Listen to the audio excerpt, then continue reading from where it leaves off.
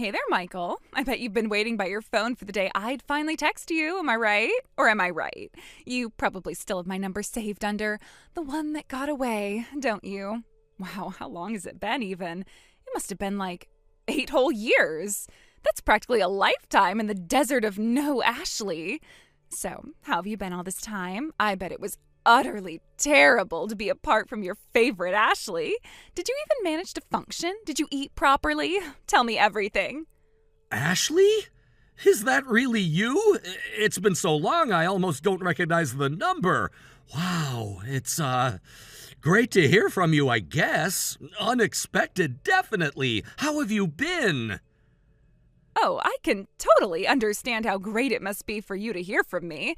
It's like sunshine after a very, very long rainstorm. Like, can a fish go 8 years without water? Can a person go 8 years without breathing? That's how you must have felt without my radiant presence in your life. I was never all that great in biology, so I couldn't really say, but I appreciate the analogy. Anyway, can I help you with something? Like, is there a specific reason you texted me after all this time? Oh my God, you totally read my mind. There is something incredibly important I wanted to talk to you about. Something that could change our lives. A little birdie, okay, fine, it was Stacy from 10th grade on Facebook, told me you went to the reunion. I almost choked on my organic kale smoothie when I heard. You never used to go to those before. You said they were beneath you. What was so incredibly special about this one that made you show your handsome face? Don't even try to tell me it wasn't special. You showing up, it's practically a scene from a romantic comedy. The universe is clearly trying to tell us something. Look, it really wasn't a big deal. Some old friends are going, the ones I actually used to hang out with. And I thought it would be nice to catch up, see how everyone's doing. That's all. Nothing cinematic about it. Catch up? Oh, honey, we have a lot more than just catching up to do. This is fate, Michael. Pure, unadulterated, sparkly fate with little cherubs flying around. Fate?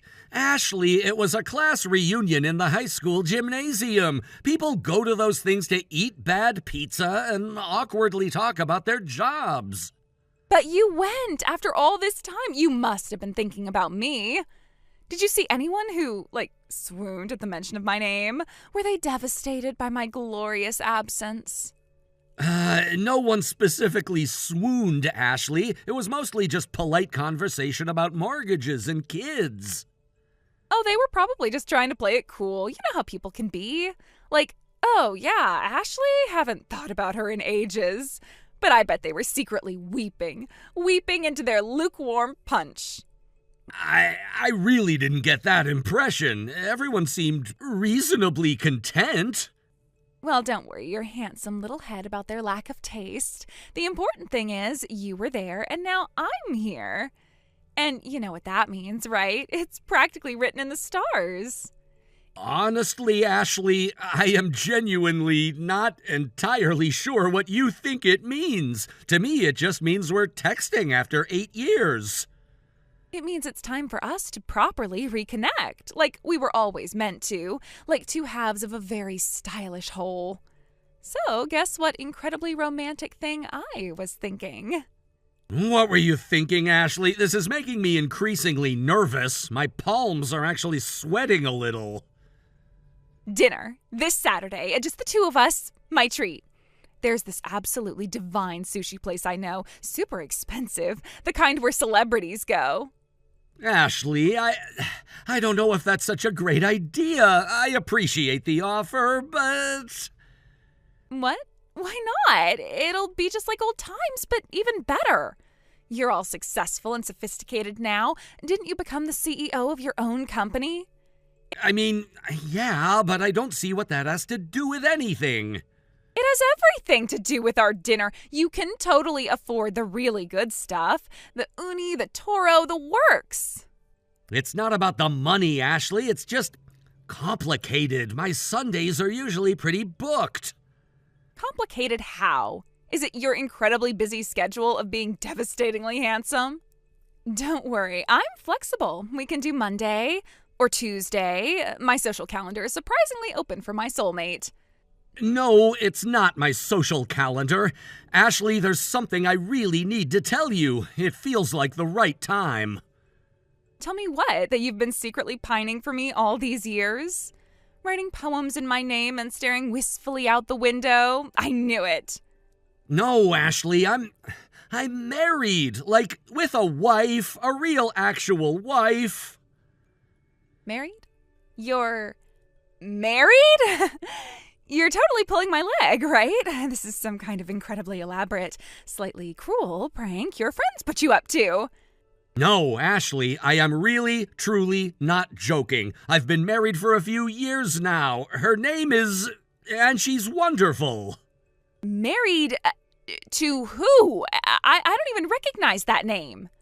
Where did you even find a wife in the desolate wasteland of a post-Ashley world? This has to be a clerical error. It's not a clerical error, Ashley. It's the reality of my life. Well, that's certainly a development. But you know what? That doesn't actually change the fundamental connection we have, does it? What we had was special, like written in the stars. Ashley, it changes everything. I'm happy in my marriage. I'm not looking to revisit the past like that. My commitment is to my wife. Oh, you still playing hard to get. It's almost endearing. But seriously, Sunday, don't even think about standing me up. This is our moment. Ashley, I am not going to dinner with you on Sunday. I am married, and I respect my wife and my marriage. Please understand that this isn't going to happen.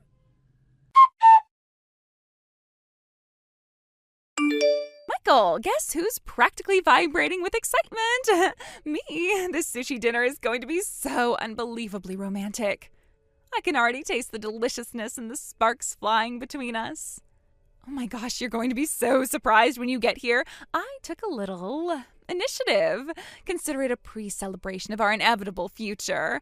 So remember how I mentioned my amazing parents? Well, they were just so thrilled about our reconnection that they wanted to come along and give you their official blessing. Consider this your pre-marriage meet and greet. They're waiting patiently and are just dying to meet you.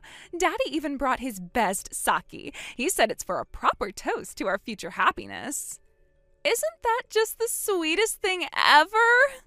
You know, I've been doing a little daydreaming about our life together. It's going to be absolutely fabulous. Think gorgeous vacations, amazing parties, and me finally getting to be the wealthy wife I was always meant to be. You've certainly made that dream a very real possibility, my love.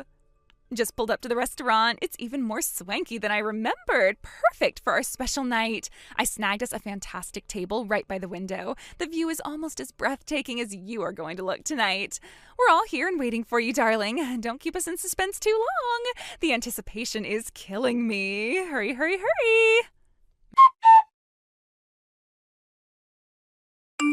Michael, oh my gosh, this restaurant is even more amazing in person. The ambience is totally romantic. You are going to love it. The little water features are so zen, and the lighting is just perfect for reconnecting. They even have private rooms. Oh, just imagine the possibilities.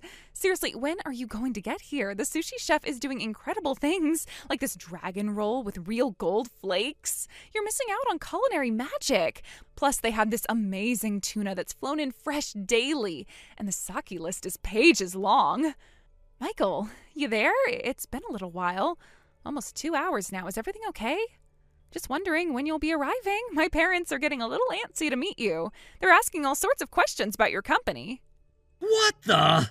I set my phone down for 1 freaking hour and this is what happens? I come back to hundreds of notifications from the one person I don't want to hear from? Michael, you finally texted back. Yay! I was starting to think you got lost or something. So glad you're here, virtually. You wouldn't believe how much they're fawning over my stories about you. They think you're this incredibly successful and incredibly generous man. Just wanted to say dinner was absolutely divine. The uni was like a taste of the ocean. The toro just melted in my mouth. Plus, they have this incredible sake pairing menu. The sommelier even gave us a special recommendation, and we tried this amazing sea urchin roe. You really missed out on a truly special experience. Okay, so a little situation has come up. The bill just arrived, and it's Well, it's $3,000. Seems like we got a little carried away with the ordering. The Otoro was particularly irresistible. And then my uncle ordered this whole platter of sashimi, so when you get here, you can just take care of that, right?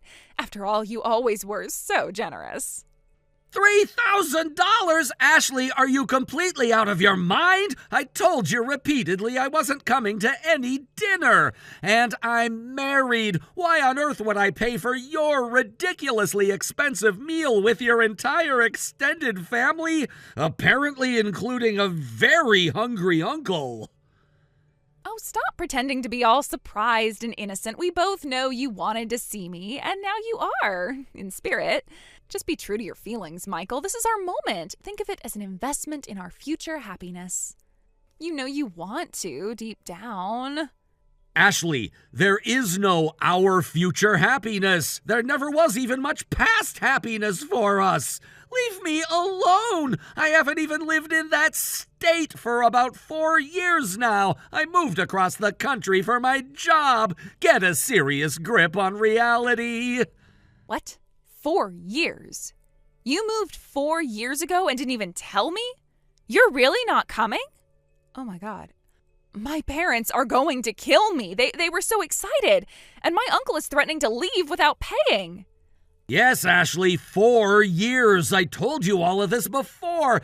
This entire ridiculous situation with you and your extended family at a fancy restaurant, expecting me to show up and foot a $3,000 bill? It's all on you. You need to face the music and take responsibility for your actions. But the bill, what are we supposed to do about the $3,000? That's like a month's rent for some people. We even ordered some of that fancy Wagyu beef, and my uncle had like 10 beers. You and your entire freeloading party can figure out how to pay it yourselves. Why would I be responsible for your extravagant choices and your uncle's beer tab when I wasn't even there and explicitly said I wouldn't be? But no one brought their wallets. We were all so caught up in the excitement of our reunion. We all just assumed you were treating since you're doing so incredibly well right now. It's a bit embarrassing, to be honest. My uncle is saying he thought this was some kind of business dinner. You have got to be kidding me. You brought your entire freeloading crew, including your uncle and his beer habit, to a $3,000 sushi and Wagyu beef dinner, expecting me to pay, even though I explicitly told you I wasn't coming, that I'm married, and that I haven't even lived in that state for 4 years? This is beyond delusional. Take responsibility for your catastrophic and frankly entitled decisions, Ashley. I am absolutely done with this conversation. Good luck. Michael, please. This is a total catastrophe. My parents are apoplectic. My uncle is trying to wash dishes to pay for his beer. Can you please help us out just this once? We can pay you back later, I swear, on everything. We can even offer you a lifetime supply of my aunt's questionable knitting. Michael, are you there? Michael, you up? Last night was totally insane. My parents are still freaking out, and it's all because you bailed. Hope you feel just awful. Anyway, about that seriously messed up bill, $3,000. Seriously? If you'd just shown up like you were supposed to, none of this would be happening. Just saying. Ashley, are you for real right now? Totally insane? The only thing insane was you thinking I was going to show up. And don't even try to stick me with that bill. Well, it's not all my fault. You're the one who texted me after all this time. You got my hopes up. And now we're totally broke. It is so unfair. Why are you doing this to me? I said hi after 8 years, and I flat out told you I was married and wouldn't be meeting you for dinner. How much clearer do I need to be? This is on you, lady. You pay for your fancy sushi. But we're gonna be in so much trouble. My parents are gonna kill me. My uncle's threatening to pawn his watch. You gotta help us, Michael, please. Help you? After you completely ignored everything I said and created this whole train wreck? No way! You need to deal with the consequences of your own crazy actions. Not my problem. But you're like loaded now. You got all that CEO money. Can't you just be a decent human being and spot us this once? We'll totally pay you back, promise. Maybe, like, in installments? Please, Michael, we're desperate. Loaded? You blew $3,000 on sushi based on a fantasy. My CEO money isn't for bailing out your delusions. Figure it out yourself. You can be such a jerk sometimes, you know that? After everything we used to be, you're just gonna leave us hanging? I thought you were a better guy than this. Everything we used to be mostly involved me paying for your bottomless pit of a stomach. I remember you eating half my pizza without asking and then acting shocked when I didn't have enough for another slice. This is vintage Ashley. That was ages ago. People change. I'm way more considerate now. Besides, this was a total emergency. We're talking serious cash here. Can't you just cut us a break for old time's sake? For old time's sake, I remember old times as me constantly being broke because you ate like there was no tomorrow and never chipped in. Nope, not cutting you a break. This is on you. You're really gonna let us twist in the wind like this? My parents are yelling their heads off. My uncle's blaming me for losing his shirt at poker. This is all your fault for not being clearer that you were a total you-know-what. Not being clearer? I told you I was married and wasn't coming. What more do you want? Skywriting? The only you-know-what here is the one who ran up a $3,000 bill based on a complete lie. But the class reunion, you said there was someone you wanted to see. It had to be me. Fate brought us together again. Why are you being such a meanie and denying it? The someone I wanted to see were actual friends from high school. People I have history with, not a former girlfriend who's living in La La Land. And I only went because I was briefly back in town at the time. Yeah, and you didn't even bother to tell me you moved away. See, you were being all shady. I had no obligation to tell you. You're nobody to me. What am I supposed to do? Send out a group text to every single person I've ever met whenever anything important happens in my life? And none of this is relevant to the fact that I'm married and have zero interest in a repeat performance of our romance.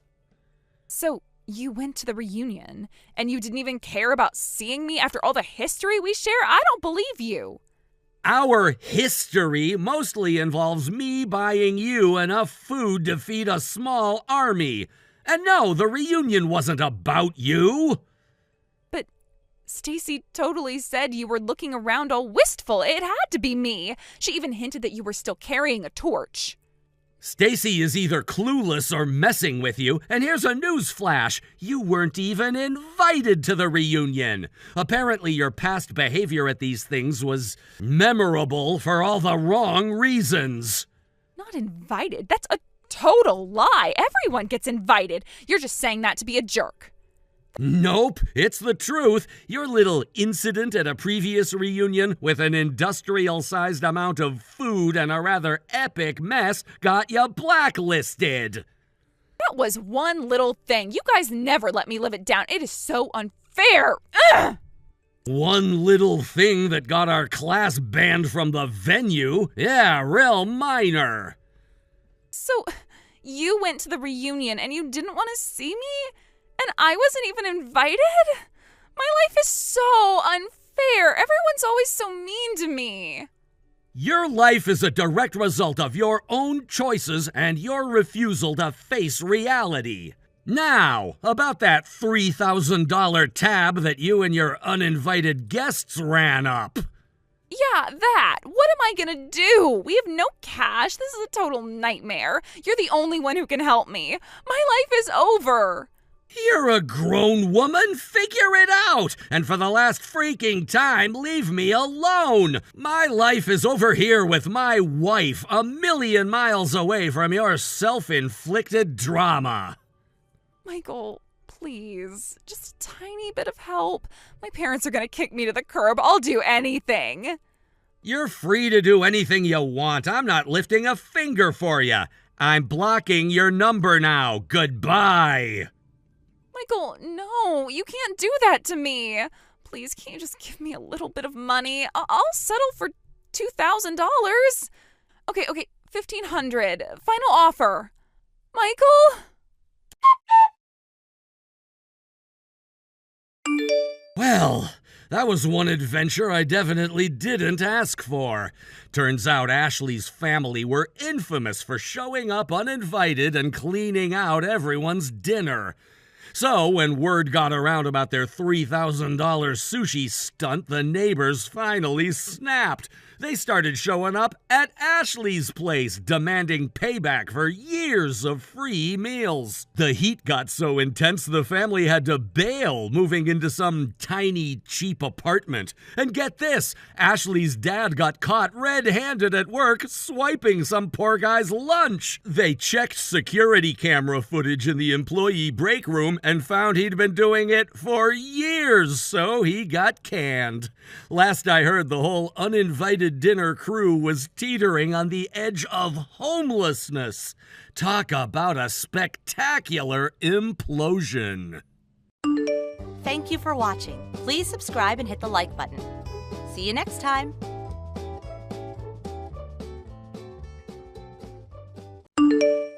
Kim? Are you by any chance at our place right now? I saw your bicycle parked in the lot. Oh, Amber. You're home pretty late, aren't you? Did you have fun? That trip you went on? The one where you left me out? What? You all went to Hawaii without me. I know exactly what happened. You excluded me. You took my son and my granddaughter on a trip without saying a single word to me, their grandmother. What kind of daughter-in-law does that? How could you leave me behind like I don't even matter? No, hold on. What are you talking about? I definitely invited you, don't you remember? You told me you had plans that day, going shopping with a friend. You turned it down yourself, didn't you? Yes, at first I declined, but my friend caught a cold on the day of, and we decided to postpone. So then I thought, maybe I can join the trip after all. But by the time I realized, you had already taken off. You left without me, like I didn't matter. You couldn't even wait a moment, couldn't even think about me for just 1 second. You couldn't be bothered to make sure I was still included even after I changed my mind. I didn't know anything about that. We were scheduled to leave that day. Of course we stuck to the plan. We had train and flight tickets, everything arranged.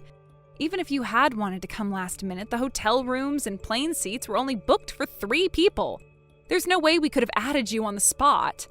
Do you expect me to throw everything off just because you decided to change your mind last minute? Oh, that's nonsense. In situations like that, a considerate daughter-in-law should anticipate that maybe her mother-in-law might change her mind. You should have booked an extra seat and room just in case. And on the morning of departure, you should have called to double-check and even packed a bag for me, ready to go. You are so thoughtless. Honestly, how could you be so careless and selfish? You didn't even try to make it work for me.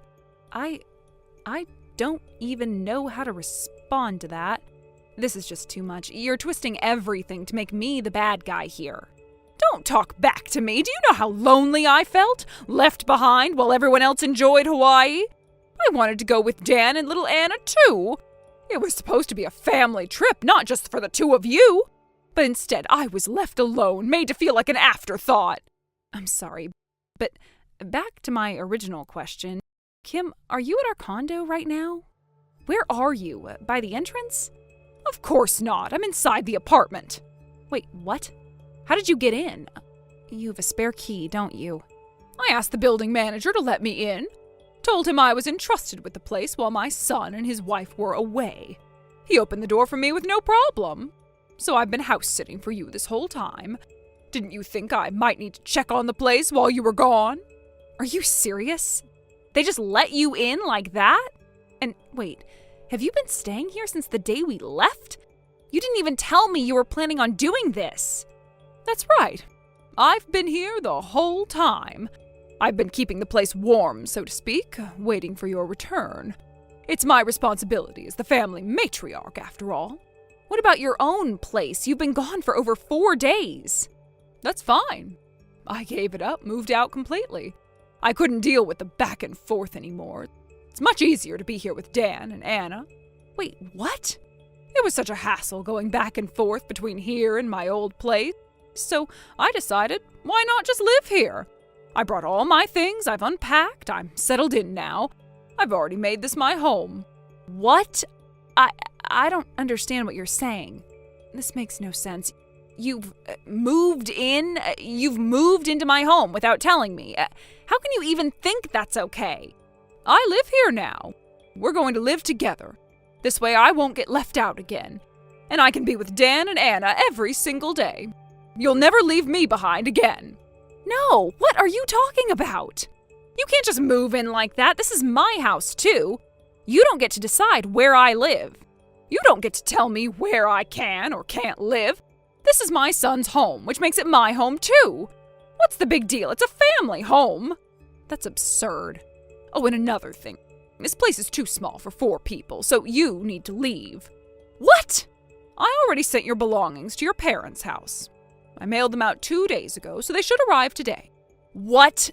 No, hold on. What? From now on, go live at your family's home or find a new place.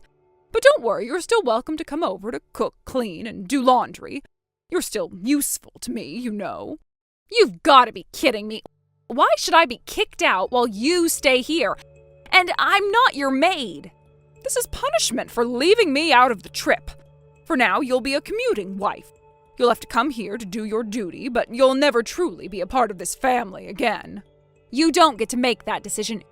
You kicked me out and now expect me to work like a servant? Are you out of your mind? I've made up my mind. A useless, disobedient daughter-in-law like you doesn't belong here.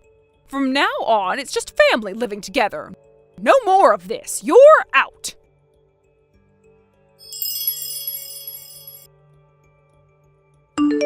Amber, where on earth are you right now? Where else would I be? I'm at my parents' house. Is there something you need? How is it that no one has come back? It's been a week, not even Dan or Anna has returned. And you haven't come back to help with anything around here. What on earth is going on with all of you? What's going on? Well, you told me to leave, didn't you? So I did exactly what you said. I left. The whole family left. What do you mean the whole family? You told me to get out, so I packed my things, sent them to my parents' house, and even returned the keys. I had no choice but to move back with my parents. Then Dan and Anna both said they wanted to come with me. And that's what we did. We all moved. What? What are you talking about? Since Dan and Anna agreed, we've moved in together. They didn't want to stay there anymore. So now we're at my parents' house. We're settling in while we search for a new place to live. If we find something we like, we'll move into that. Wait a minute. Why would Dan and Anna leave? You're the one who should have gone. You might have thought so, but Dan and Anna chose to come with me. They didn't want to stay there with you, not with the way things were going. They didn't want to live in that apartment anymore, so they decided to join me here. They packed their things quietly and left without saying a word to you. They said it was better to be here, away from you. Oh, that can't be. Dan and Anna would never say something like that. You must have told them to do this. You must have convinced them. I didn't convince anyone. Dan and Anna came to this decision on their own. Are you really saying you believe that they would be so easily manipulated by me? Do you really think they would be swayed just like that? No, I didn't raise them like that. But it's hard to accept that they chose you over me. Oh, there's no way they're not being influenced by you. You must have done something to make them act like this. That's where you're wrong. You're contradicting yourself, you know. Don't you see how messed up that sounds? I don't need you to lecture me. Just give me back my son and my granddaughter right now. I've already told you they came here because they chose to. If you want them back, don't talk to me. Go directly to Dan and Anna. I'm sure they'll tell you they don't want to return. What kind of person are you? You are nothing but a coward. You're not fit to be my daughter-in-law. I want you to get a divorce right now. And give me back my son and my granddaughter. You have no power to make us get a divorce. I don't care if you don't approve of me as your daughter-in-law. Your opinion doesn't hurt me. No matter how you try to make me feel bad, it won't work. What did you just say to me? Are you really insulting me, your mother-in-law? Oh, my apologies. My true feelings just slipped out. But honestly, what right do you have to criticize me when you've been complaining about my life for so long? You really think you can tell me what to do? You really have no shame. And stop dragging other people into this. This is my son's house, and you're acting like it's yours. What do you mean by it's someone else's house? It's my son's house, which means it's mine, too. No, it's not. I've already canceled the lease for that apartment. I no longer consider it a home. It's an empty place now. What? What are you talking about? I moved in with my parents, and I've already canceled the lease for the apartment you're in. It's not a home anymore. It's just a vacant property. If you want to keep living there, you'll have to re-sign the lease. Otherwise, I suggest you leave as soon as possible. Wait a minute. Why would you cancel the lease while I'm still living here? Oh, that doesn't make any sense. We're not paying rent for a place we're not living in. Besides, I don't want to go back to a place with such poor security. It's a done deal. It's already been decided. But don't worry. I'll leave all the furniture and appliances there for you. I was planning to replace them anyway, so you can take whatever you need. Wait! How can I live alone in that big house? I don't even know if I can afford the rent on my pension. Well, it looks like you'll have to leave. What? You're really telling me to leave? Oh, that's insane. You're not even considering what I'm going through. This is outrageous. I'll return those words right back to you. You kicked me out of your life, and now you're complaining that I'm doing the same? You can't even imagine how that feels, can you? Wait! Are you really making me leave without any place to go? I'm an old woman. I have nowhere else to stay. I've already told you I'm not responsible for your decisions. You're the one who decided to leave, and you're the one who got rid of the apartment. You're the one who made all these choices. So stop acting like you're the victim here. I didn't mean for things to go this way. I was just lonely without all of you. I thought if we could live together again, I wouldn't feel so alone. Oh, please, Amber, I swear I won't do it again. Let's just forget everything and make up. I refuse. I don't trust you anymore, and Dan doesn't want to see you either. You'll be fine. Maybe you should try being on your own for a while. Please wait. I'm truly sorry. Oh, please forgive me. You can say all the words you want, but it doesn't change anything. I won't forgive you, and I won't live with you again. We're going to live as a family, just the three of us. Goodbye.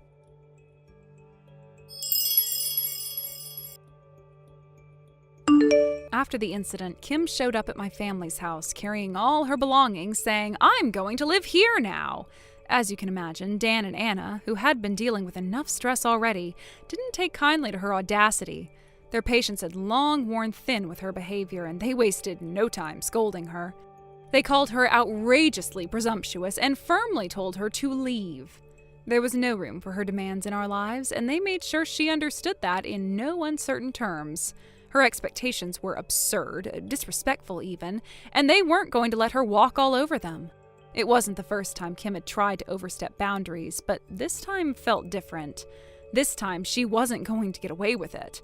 She had already pushed too far, and there was no way she was going to make herself at home after everything that had happened. That wasn't the end of it, though. A few days later, I received another message from Kim. This time, she wasn't asking directly, she was demanding. "Once you find your new place, let me move in with you," she wrote. It felt like the audacity had reached a new peak, and I had to hold back my frustration. After everything that had happened, the idea of letting her live with us, even temporarily, was beyond unacceptable. My response was simple and firm. "Sorry, I don't want you here, so I'll be declining your request." It wasn't cruel, but it was definite. I wasn't about to let her turn my new life into a mess. Just to make sure there wouldn't be any further contact, I blocked her number. I wasn't going to keep playing this game with her. Kim, clearly shocked by our rejection, decided to turn to her older sister, who lived out of state. She figured she could find refuge there, or at the very least, win some sympathy by painting me as the villain.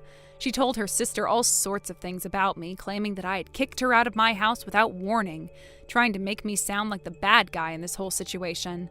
But she underestimated me. I had already taken the time to warn my extended family about what had been happening, ensuring they knew exactly what had gone down. So when Kim began playing the victim and trying to twist the story, my family wasn't fooled. Instead, they turned against her.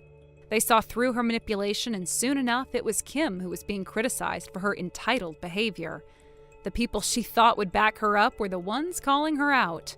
It must have stung for Kim to hear that, and from what I've gathered, it only made things worse for her. Her sister, after hearing the full story, apparently told her, "It's time to teach you some manners and common sense." And now Kim was getting a taste of tough love. Her sister was giving her a crash course in personal responsibility and accountability. From what I heard, Kim wasn't taking it well, but it was clear she needed the lesson. Maybe, just maybe, this experience will force her to grow up, to stop expecting others to carry her, to stop thinking that she can get away with anything. But given her history, I wasn't exactly holding my breath. I can't say I'm optimistic about her changing anytime soon, but it's a step in the right direction, I suppose. As for us, things have taken a turn for the better. Dan and Anna have been more than happy to leave all that drama behind, and now that the storm has passed, we've been able to focus on what's next for us.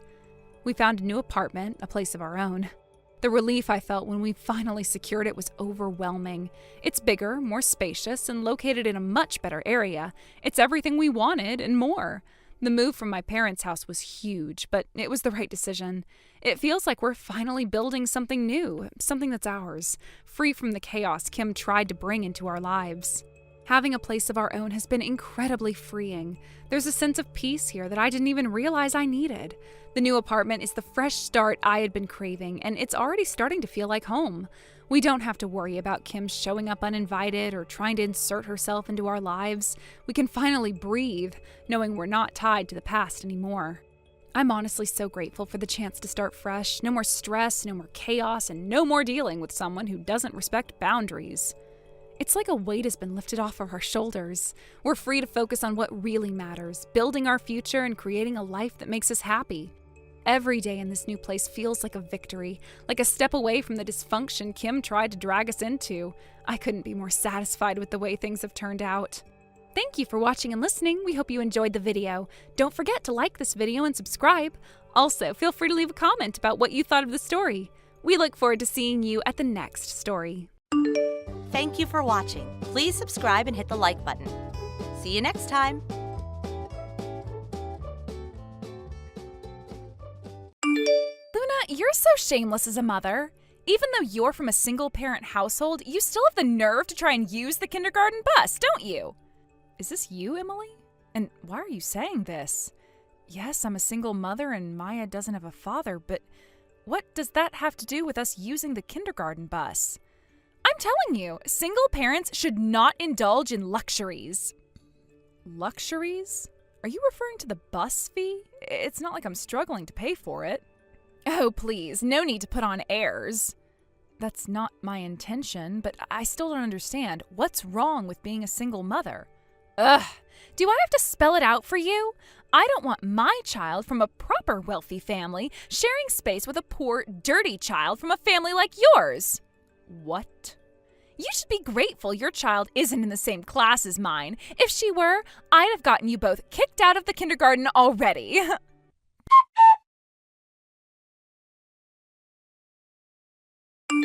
Papa, the kindergarten bus passed by and left me again.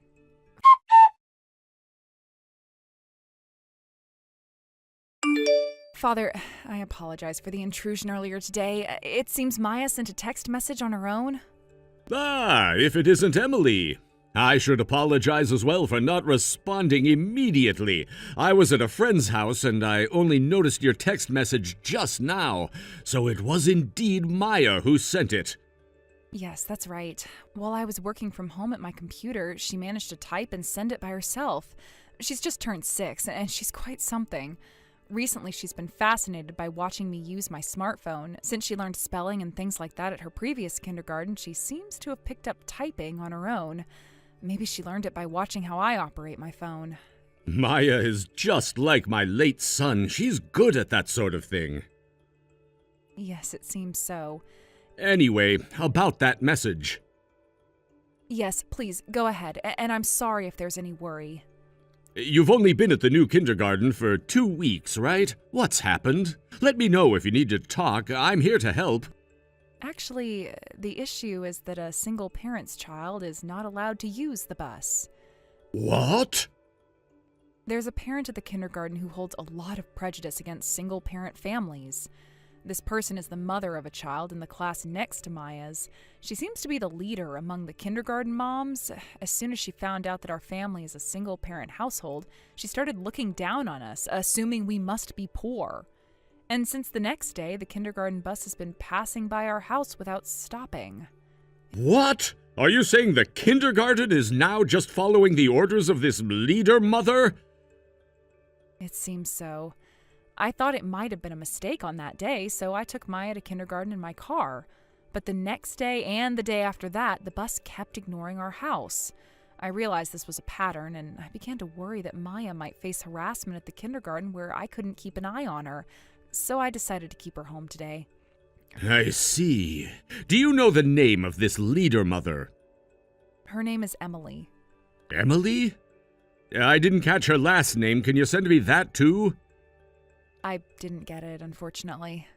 I think I might know her. Really? Do you know her? If it's the person I'm thinking of, she's the daughter of a business owner I know. It seems her spoiled behavior, nurtured by her mother, is something even her father struggles with. Oh, and I heard she has a son in kindergarten, too. Yes, I remember her boasting about being the daughter of a company president. Her father runs one of the largest corporations in this area.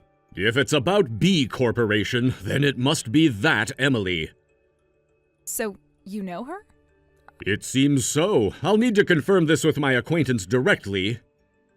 I'm really sorry to trouble you with this. No, I'd be happy to help for the sake of my son's wife and my lovely granddaughter. Thank you so much. Depending on the situation, should we consider shutting down that kindergarten?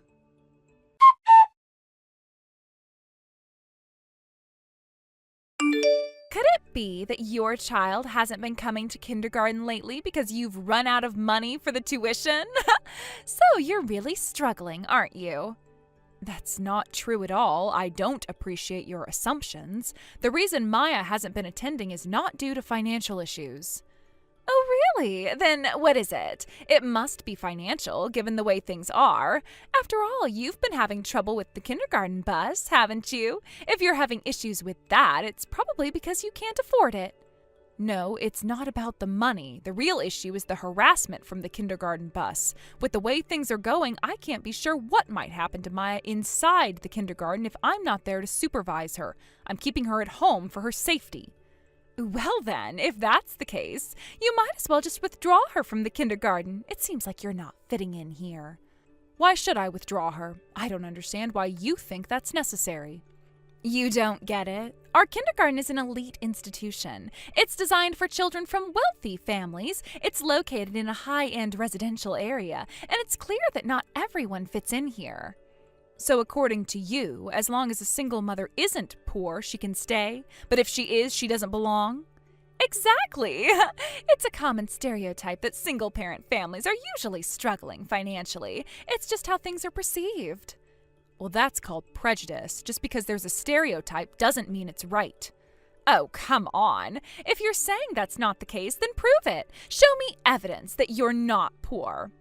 Evidence? Is that what you need? I don't think it's necessary to prove anything to you. Of course, it's impossible to prove, isn't it? No, I don't believe it's impossible. It just seems you're not interested in seeing the truth. Well, you're just making excuses because you can't answer directly, aren't you? It's clear you're not looking for an honest conversation. You just want to enforce your prejudices. Really now? So what are you going to do? If you're so sure of your situation, then prove it and stop making excuses.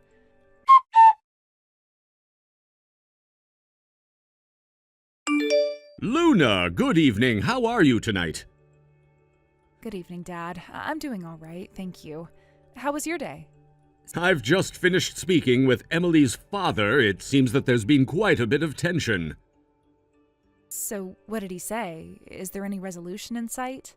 Yes, there are some developments. I expect that there will be some action by tomorrow. He seemed quite intent on addressing the issue promptly. It looks like things might escalate a bit. I'm sorry if it ends up causing any inconvenience for you when I return home. I'll be dealing with this matter as best as I can.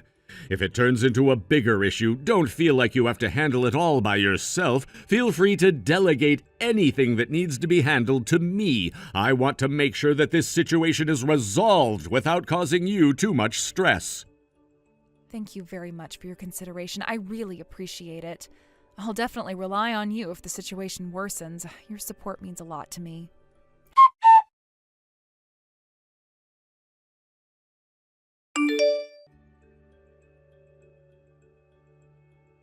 Hey, Luna! What on earth is going on with you? Why are you acting so weird? Good morning. What's with the sudden commotion?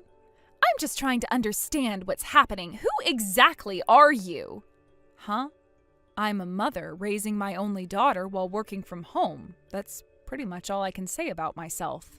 That can't be all there is to it. Otherwise, my father wouldn't have been so flustered just hearing your name. Moreover, I was really scolded for not including you.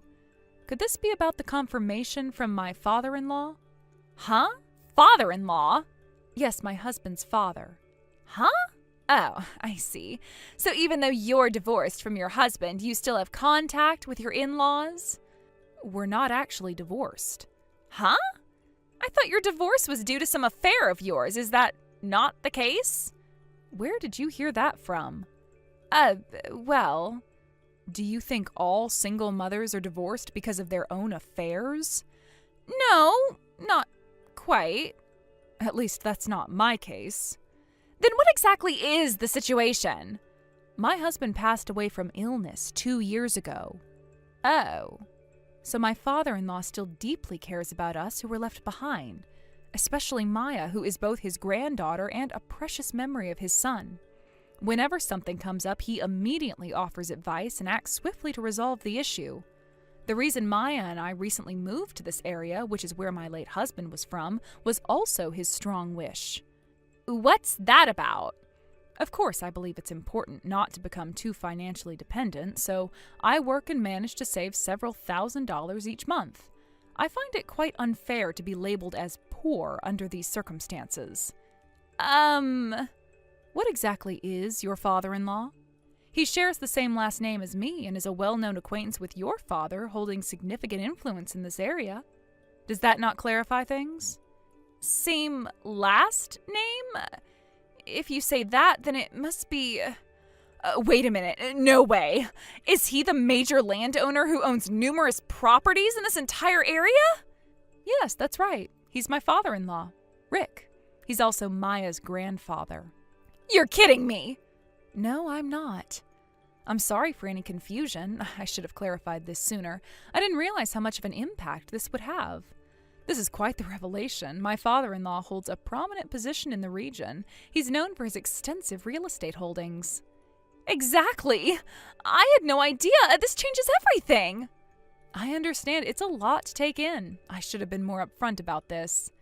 It's just... I never imagined that you were connected to someone so influential.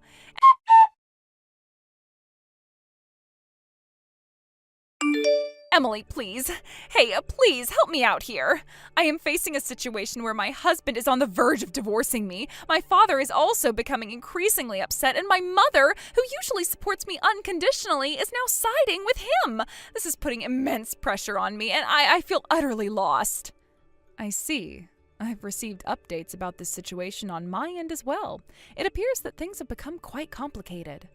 So the company building and the factory land owned by your father's company, the apartment that's being used for employee housing, and your family's house, all of these properties are rented from my father-in-law, correct? Yes, that seems to be the case. My father-in-law has been involved in renting those properties to us, and now everything is in jeopardy because of this current crisis. My father-in-law, who is deeply enraged by your unreasonable and oppressive behavior, has demanded a swift resolution from your father. He's someone who doesn't take such matters lightly. If a resolution isn't reached quickly, he's declared that he will no longer engage in any rental agreements with your father in the future. This is a serious threat that could have severe repercussions for us. That's right. Because of this, my situation is becoming increasingly dire. I'm not only facing a potential divorce from my husband, but also the possibility of being disowned by my parents. Is there truly nothing you can do to assist me in this matter? I'm at my wit's end and feeling completely desperate. If you could just put in a good word with Rick, maybe it would help ease the situation a little. Any support you could provide would be invaluable in helping us resolve this issue. I'm afraid I cannot grant such a request. It's not something I can intervene in. Why not? Can't you show even a bit of compassion? This is a critical situation for me, and I am struggling to hold everything together. It seems you've forgotten entirely about the incident with the kindergarten bus. Huh? What do you mean? The way the kindergarten bus passed by my house without picking up the children was something that could only be orchestrated with significant involvement and coordination with the kindergarten itself. It was a deliberate act. I've traced the issue back to this, and it appears that you're having an affair with the bus driver, aren't you? Huh? What are you talking about? That's not true. Yes, the affair and the misuse of that relationship are the main reasons for the divorce, correct? You seem to know everything about it. Well, given that I've been directly impacted by these events, I believe I have the right to be informed. Please don't expect me to be the one to help you out in this situation. I am not in a position to offer assistance. Aren't you concerned about how this is going to impact my child? Huh? If this divorce goes through, my child will end up being raised by a single parent, which is a very challenging situation. Just like Maya from your family, my child will have to grow up with only one parent. You understand how devastating that can be, don't you? Please don't equate your situation with mine. It is not the same at all. Huh? I heard that based on your childcare experience and legal considerations, your husband is likely to gain custody of your child. That's correct. At such a young age, when the child is still yearning for their mother. If things go poorly, your son might end up in an even worse situation compared to Maya.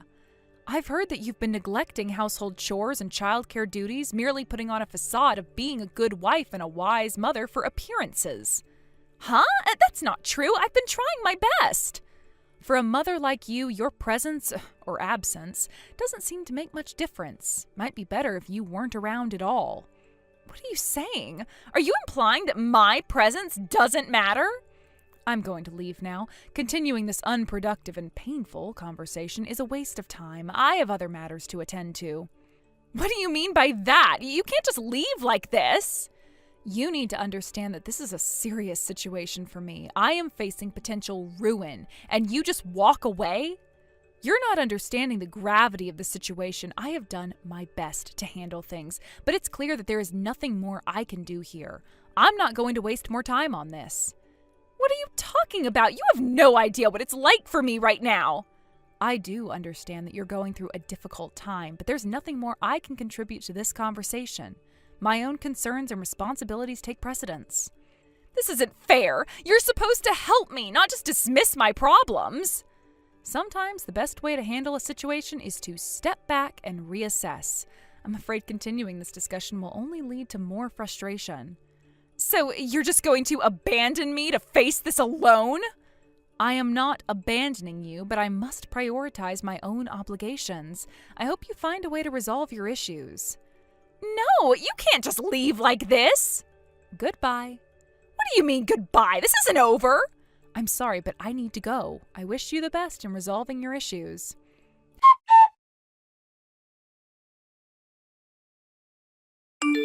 Hello, Luna. Hello. Have you managed to calm down a bit since we last spoke? Yes, somewhat. It's been a challenging time, but I'm getting through it. That's good to hear. I've been quite relieved because the acting principal at the kindergarten is a very caring and competent person. It's reassuring to know that Maya's in good hands. Thanks to that, I've managed to make some supportive friends among the other parents. That's great news. It's wonderful to hear that you're settling in well and finding a supportive community. Yes, it is a relief. By the way, I heard that there'll be a change in the managing organization of the kindergarten starting next year? Oh, yes, that's actually true. It's a significant change, but one that's necessary. We can't let the quality of the care and the environment for the children decline, especially in light of the recent issues we've faced. I see. So what's the plan for the transition? Well, following the recent concerns, the stakeholders had a series of discussions about how to address the issues and improve the situation. It was decided that my close friend's educational foundation, which operates several reputable schools, would take over the management of the kindergarten. Oh, that's reassuring. By the time the transfer happens, Maya will already be in elementary school, but it's good to know that the changes should help restore trust in addressing any concerns for future parents. Exactly. We're working hard to ensure that the transition is smooth and that the kindergarten continues to be a nurturing environment for the children. That's good to know. By the way, have you already bought a backpack for Maya? No, not yet. It's something I've been meaning to do, but with everything that's been going on, I haven't gotten around to it yet. Well, if you don't mind, I'd love to help with that. I understand your parents are planning to buy a study desk for her, so I thought I could take care of the backpack. Oh, would you really? Oh, that's very generous of you. I didn't expect that, but it would be wonderful. Of course, I'd be happy to help. It's a special occasion, and I'd love to make sure Maya gets a backpack that she'll really like and be excited about. That's very kind of you. I'm sure Maya will be thrilled. She has a special bond with you as her grandfather, so this gesture will mean a lot to her. Yes, I'm sure it will. How about we plan a day to go shopping together? We can pick out the backpack and spend some quality time together. That sounds like a great idea. I'd appreciate your company. It would be nice to make a day out of it and have some enjoyable time together. Absolutely. It'll be a fun outing, and I think Maya will enjoy it too. Let's set a date to go shopping and get everything ready for her. Perfect. I'll check my schedule and let you know which day works best. Thank you so much for offering to help. No problem at all. I'm looking forward to it. It's a small way to contribute and show support, especially after everything that's been happening recently. I agree. It's moments like these that remind us of the importance of family and supporting each other. I'm glad we can do this together for Maya. Me too. It's important to make these moments special for her, especially as she transitions into a new stage of her life. Absolutely. I'm sure she'll appreciate the effort and care we're putting into this. It's all part of creating a positive environment for her as she grows. Definitely. It's also a way to show her that we're here for her and that we care deeply about her happiness and well-being. Yes, and I believe it will make a difference. She'll feel the love and support from all of us, and that's what truly matters. Agreed. So let's make sure to get everything done smoothly and enjoy the process. I'm looking forward to spending some time together and making this special for Maya. Me too. I'm confident that with your help, we'll make this a memorable and enjoyable experience for Maya. Absolutely. Let's make it a fun outing and ensure everything is perfect for her. Definitely. I'll make the necessary arrangements and get back to you with the details. Thanks again for your kindness and willingness to help. It's my pleasure. I'm happy to be able to support you and Maya. Let's make sure to create a wonderful experience for her. Indeed. I'm looking forward to it. It's important to create positive memories for Maya, and I'm glad we can do that together. Yes, and it's also a chance for us to bond and strengthen our family connections. I'm sure Maya will appreciate the effort we're putting into this.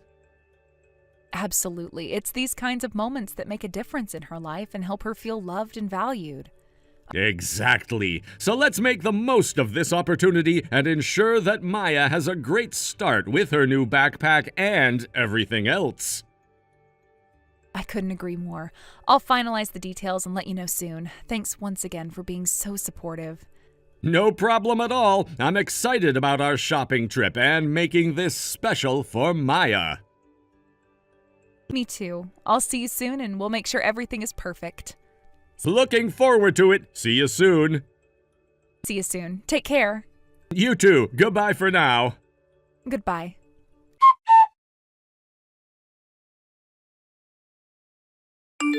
Not long after this incident, Emily's divorce was finalized. As one would expect, she had to pay alimony for her indiscretions and child support for her son. On top of that, she was severed from her family and relatives, who disowned her entirely. The affair with the previous head of the preschool, who was her lover, ended with him paying compensation and disappearing without a trace. Currently, Emily has no one to rely on. She lives in a rundown apartment tucked away in a corner of the town, trying to make ends meet with her meager income. From what I gather, she's now splitting her payments for both alimony and child support, which must be a struggle given her financial situation. Emily, who graduated from a prestigious university and got married and had a child right after graduation, had never worked a day in her life. Her entire adult life had been spent within the comforts of her home, without the need to seek employment. Her life took a dramatic turn when a significant mistake at work led her boss to explode with anger. This incident seems to have been a catalyst for a complete transformation in her behavior. The once capricious and demanding Emily had to retreat and adapt to much harsher reality. The change in Emily was stark. Her once vibrant and confident demeanor had now turned into a shadow of its former self. In the workplace, she's become incredibly cautious, constantly walking on eggshells. Her interactions are marked by a noticeable fear and anxiety, and she's always been wary of making any mistakes that could provoke another outburst from her superiors. The job that she once might have considered beneath her has become a source of constant stress and fear. Emily's days are now filled with an almost constant sense of dread. She's perpetually on edge, worried about her performance and her standing in the office. The stress is not just from work, but from the constant pressure of meeting her financial obligations. This pressure is compounded by the disapproval of her family and the community's judgment. It seems that the public eye has been unforgiving, and Emily's reputation has suffered greatly due to her past actions. In her neighborhood, where she now resides in a dilapidated apartment, Emily's presence is somewhat of a curiosity. The once privileged and pampered woman has now become a figure of pity, and her past lifestyle seems like a distant memory. Neighbors might whisper about her, sharing their opinions on her fall from grace, but it seems Emily is trying her best to keep a low profile. Every day for Emily is a struggle to maintain a facade of normalcy while managing the overwhelming burden of her financial and personal issues. The sense of isolation she feels is palpable. She's lost her former circle of friends and has become estranged from her family, leaving her without a support system. Her days are spent in a state of apprehension, with every minor issue feeling like a potential crisis. Moreover, Emily's son, who is presumably affected by the turmoil in his mother's life, also bears the brunt of this instability. The child support payments are meant to ensure his well-being, but the emotional strain of their situation undoubtedly affects him.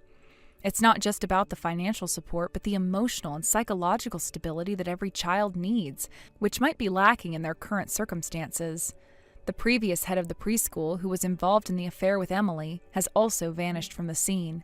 His departures left Emily even more isolated, as she no longer has any connection or support from that part of her life. The affair's fallout has not only impacted her personal life, but has had severe repercussions for her professional life as well. Emily's story is a stark reminder of how quickly life can change. From a position of apparent stability and privilege, she's been thrust into a situation of hardship and struggle. The luxuries and comforts she once enjoyed have been replaced by the harsh realities of living in a rundown apartment and dealing with the daily pressures of a difficult financial situation. Her experience is a lesson in the fragility of success and the ease with which it can slip away due to mistakes and poor decisions. In summary, Emily's current life is characterized by financial struggle, social isolation, and constant anxiety. Her fall from a life of comfort and security into one of hardship and anxiety is a testament to the impact that personal choices and circumstances can have on one's life. Her daily existence is now marked by a continuous effort to navigate her new reality while dealing with the emotional and financial consequences of her past decisions. Yo, Felipe! From today onwards, I'm the new manager around here. I was wondering who was messaging me at this time of the afternoon on my day off, and it just so happens to be you, Marcus. Nice to hear from you. Hey, you call me manager from now on, all right? Or boss, if that's the route you want to take. What, did something happen to the other manager of the store? I just told you that today I've been made the manager of this sushi restaurant. Could I ask you to please explain things in a little bit more detail for me then? Because as far as I'm aware, your uncle is still the manager of the restaurant and not you. And as far as the position of manager goes, I never even heard about how there would be a new manager elected to run the place. Did I miss some kind of a very important meeting the other day that I was supposed to be at? Well, my uncle just went and took his last breath and will no longer be coming out to run this place or anything else anymore. Really? He passed out back at home just the other day, and when the ambulance came and took him away, that was the last I'd seen of him. All right. I didn't realize. I am so sorry for your loss, Marcus. If there's anything you need my help with, anything at all, please let me know. Of course you'll be helping me out. As for right now, I can't be closing the restaurant at the last minute, but my family and I are all worked up right now and have to be home getting things ready for the funeral and such. So I'm gonna have you and Jay take over the place for me tonight, and for plenty of nights to come, I think. And once I've had time to talk with all of my family about it, we might be holding the funeral at the restaurant itself, so make sure you're all ready for that. I don't want to upset my uncle, who is not in heaven, by having us hold his funeral at his restaurant and it not being in tip-top shape. Understood. When you have all the details about that, please let the staff and I know. I'll get to work on changing things around on the schedule for everyone's shift. Good!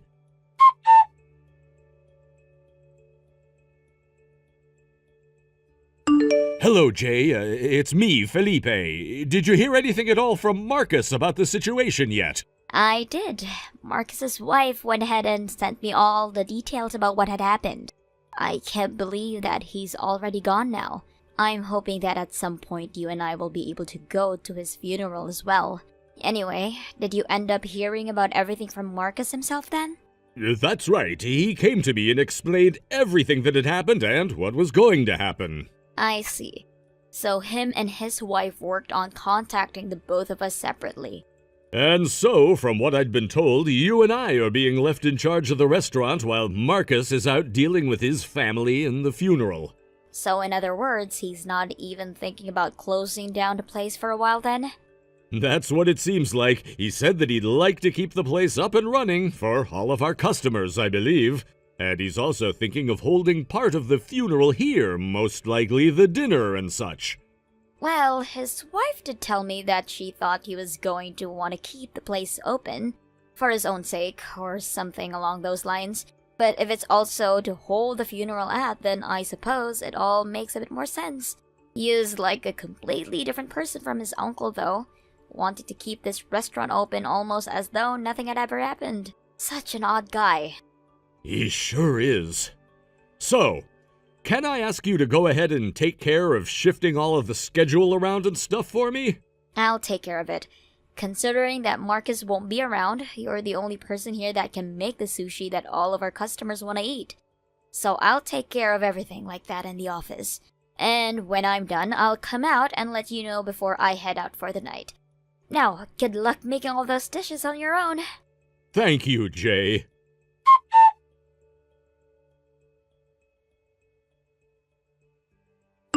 Felipe, listen, bud, cut it out with all of that careless talking while we're serving our customers. All you're here to do is make sushi for them and serve it. Hello, Marcus. Call me the manager or boss. Okay. Did you need anything from me? Today is your day off, right? And like I was just saying to you, I'm not paying you to sit around talking all day to the customers while you're making that sushi. We have a server for that, as well as someone at the front of the house who can handle all of the customers. I find that it is a must to smile and make small talk with the customers while I do my job as a way of entertaining them. Huh? They come over to the counter for a reason, and it's not just to eat the sushi and then go home. And what exactly is wrong with me making the customers laugh and enjoy the service we give at this sushi restaurant? Was that all you had to say to me? If so, then I'll be going now. I have a long day ahead of me and not a lot of time to be staring at my phone.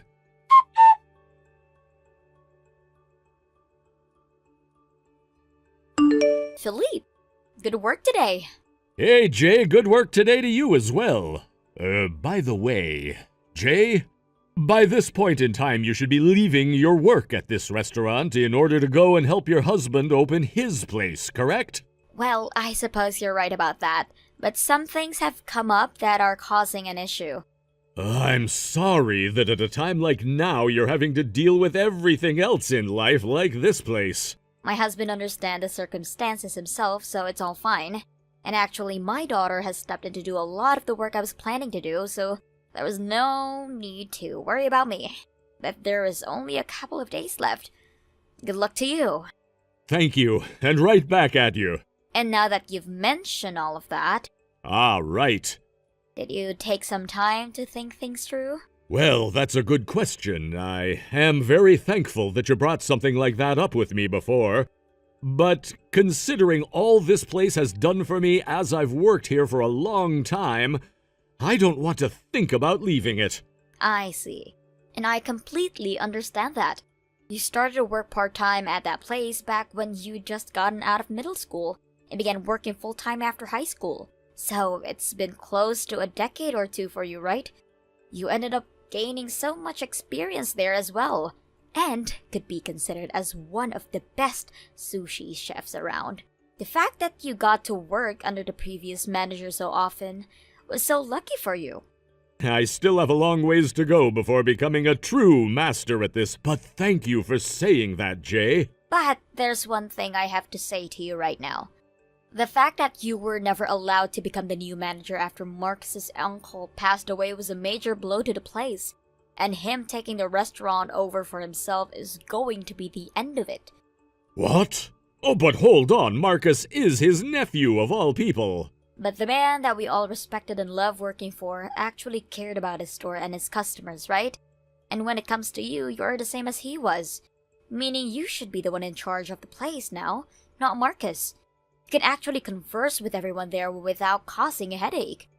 And have always been praised by all the customers. You should be the one running that place. Yet you're having to sit back and let the untrained nephew take it over. Also, I'm sure you're very much aware of this already, but a lot of those customers we had coming before are no longer around, thanks to Marcus, especially the regulars. A lot of them stopped coming over. The fact that Marcus took over the place from his uncle right after he passed away. And that fact alone. I know. I am very much aware of what's been going on. I've asked that Marcus be more open-minded about the way he approaches and speaks to a lot of his customers, and I've tried to explain to him how a business like this works. But just as I'd suspected, he doesn't really care to listen to me at all. Also, it seems that from the very start he's seen me as some kind of an enemy of his. Currently, I'm in a position where he can't really fire me or anything, so I have that helping me, but I can for sure tell that he doesn't want me around due to the way he speaks to me. Yet you're still wanting to stay at that restaurant? Well... In the past, the manager said this to me. He said that it is always important to respect the sign that hangs out in the front store, and to always make sure the business is doing its best. But if that becomes the only thing one thinks about, costing him the relation he has with his customers and the staff, then he's better off taking that sign down and ending the business for good. I've heard that story from him in the past as well. Thinking back on what was said, do you think he was talking about something like what's happening here now? I'm sure you know the answer to that already, right? I don't need an answer from you right now to my earlier proposal, so take your time to think about it. Will do.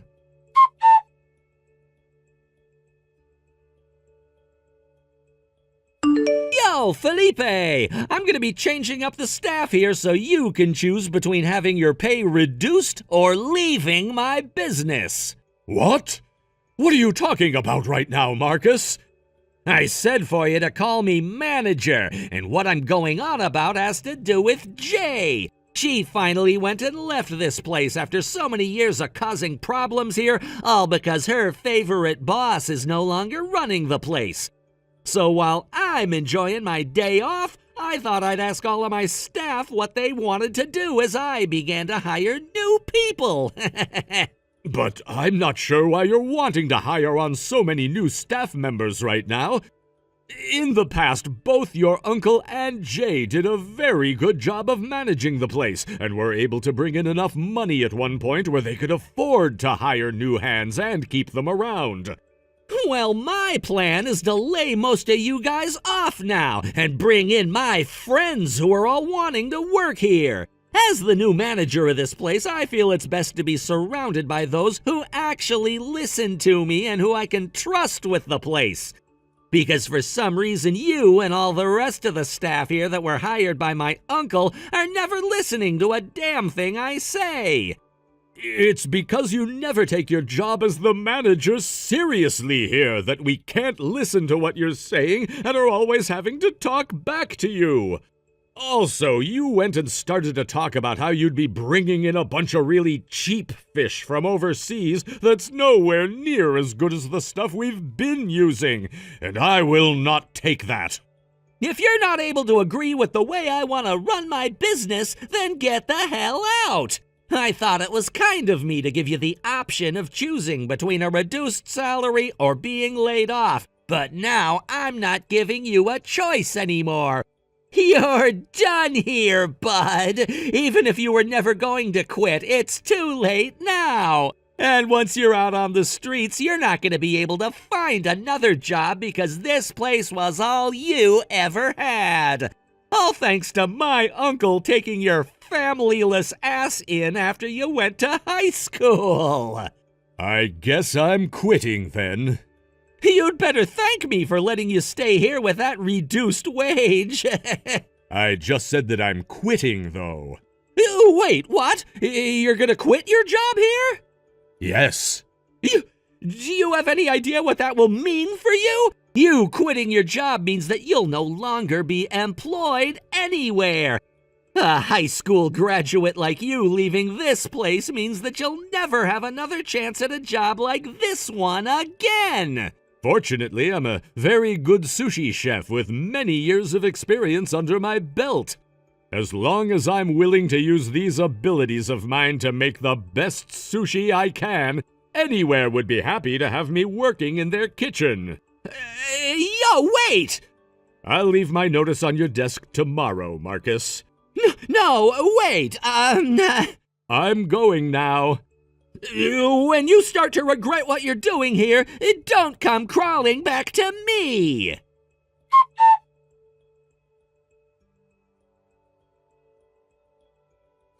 Jay, I would really love to come and work for your husband at his sushi restaurant, please. Well. You made your choice a lot quicker than I was expecting you to. Well, something happened that led me to believe that right now would be the best time to go and join you and your husband at that new restaurant. I see. Considering I'm working for a new place now and have nothing to do with my past job, I don't think I should be asking about all of the details. But Philippe, I'm going to get you all set up to come and join us right now. Thank you so much, Jay.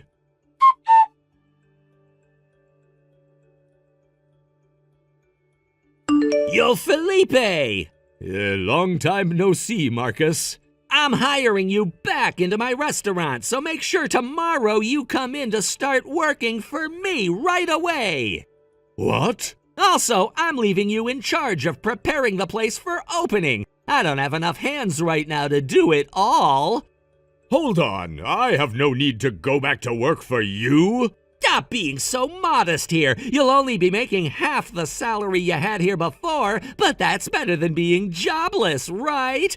And if you're not able to pay for your apartment with that, I'll allow you to come out and live in my family's house. Anyway, I'll be seeing you tomorrow. I have a job of my own already. Huh? And of course, I'm still working as a sushi chef like before. You were able to find another job working for another sushi restaurant? That's right. Which one? One that's in Hawaii. In Hawaii? You knew about how Jay's husband also happened to work in the world of sushi, right? And, well, that husband of hers just so happened to open up a store of his own out in tropical Hawaii. And thankfully they made sure to let me know that I could come out and work for them if I pleased. I was a bit hesitant about what to do at first, but when you came and threatened me with either having my pay cut or having me leave the restaurant, the idea of moving to Hawaii to make sushi for someone else finally popped into my head. And that was the choice I ended up making. What? So that's when you made your choice? So now that you're aware of the situation I'm in, it's impossible for me to go all the way back there to help you. No way! Right now is no time to be messing around, though. If things don't change soon, the whole restaurant itself is gonna be in trouble. Come back here and work for me right now. If you're not here to make all of the sushi, none of the customers are gonna want to spend their money here anymore. What happened to all those friends of yours that you said you'd be hiring on in order to make your staff more trustworthy? About all of them. They assumed that you'd still be working here when they all came, and that's why they made the choice to join me. But when they heard that you quit, they all said things had changed and they no longer wanted to work for me either. So if you were to come back here and start working for me again... I'm sorry, but I'm very busy at the moment. Wait a second, Felipe! Goodbye now. Felipe!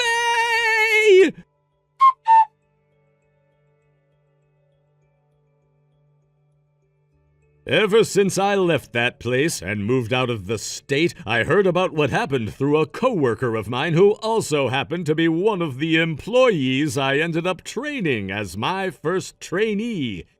He told me that Marcus went and ordered a lot more fish from that really cheap supplier, and that led to all of the remaining staff to have a strike, saying that he was trying to kill his customers with terrible quality fish. And even before that strike took place, a lot of the customers that did end up going there were said to have gotten sick due to most of the fish no longer being sushi grade anymore, leading to a few cases of the restaurant being inspected by the state health inspector. The ratings of the restaurant went down the drain after those inspections came back poorly, and business there became more and more of a rare spectacle. The strikes also became more common until there was only a select few employees remaining there, which wasn't even enough manpower to have the restaurant open for one day. So, in the end, after almost going under and never being able to revive the place, Marcus's older brother went ahead and took the place from him and is currently working on turning the whole entire restaurant and everything around. Of course, Marcus was not allowed to work there after the place was renovated and management had been changed, but his efforts to find other work weren't fortuitous. The word about him being a terrible manager spread like wildfire, and not a single place wanted to hire a man with such a rotten work ethic and horrible track record. He would find some work at places like gas stations and convenience stores, but due to his horrible attitude, he'd cause drama and the like, and lose his jobs there as well. Recently, I've heard a rumor going around that he's having to sleep in a cardboard box out on the street every night as he tries his luck at gambling in a nearby casino with whatever money he can scrape up. As for myself, I've been fully moved into my new apartment here in Hawaii and have been working close to 60 hours a week making sure that the restaurant does well. I started off working here with a larger salary than I had when I left the previous restaurant, and I've been told that if the restaurant does good throughout the length of 1 year, I'll be rewarded with bonuses and all. Thank you for watching and listening. We hope you enjoyed the video. Don't forget to like this video and subscribe. Also, feel free to leave a comment about what you thought of the story. We look forward to seeing you at the next story.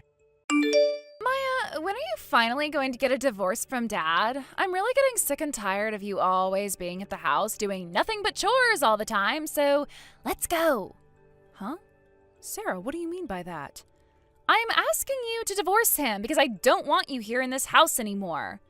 It's clear you have a strong dislike for me, but if you had objections, you should have expressed them before the marriage. Why bring it up now? I've been together with your dad for years now, so it's really not the best time to be asking something like that now. The only reason I never complained about you back then was because ever since my real mom left, I've been the one responsible for all the household chores. The situation wasn't ideal, but it was manageable. When Dad told me he wanted to marry someone and brought you home, I thought to myself, finally, I might be free from these endless chores. I was thrilled at the prospect of having some relief and even approved of your marriage to him. But once we actually began living together, the reality was far different from my expectations. I was freed from doing housework, but having to live with someone who I felt was an annoying old woman was more distressing. Annoying old woman, huh? And let's not forget, just 6 months after the wedding, Dad had that accident, ended up hospitalized, didn't he? Being stuck living alone with a strange aunt has been excruciating.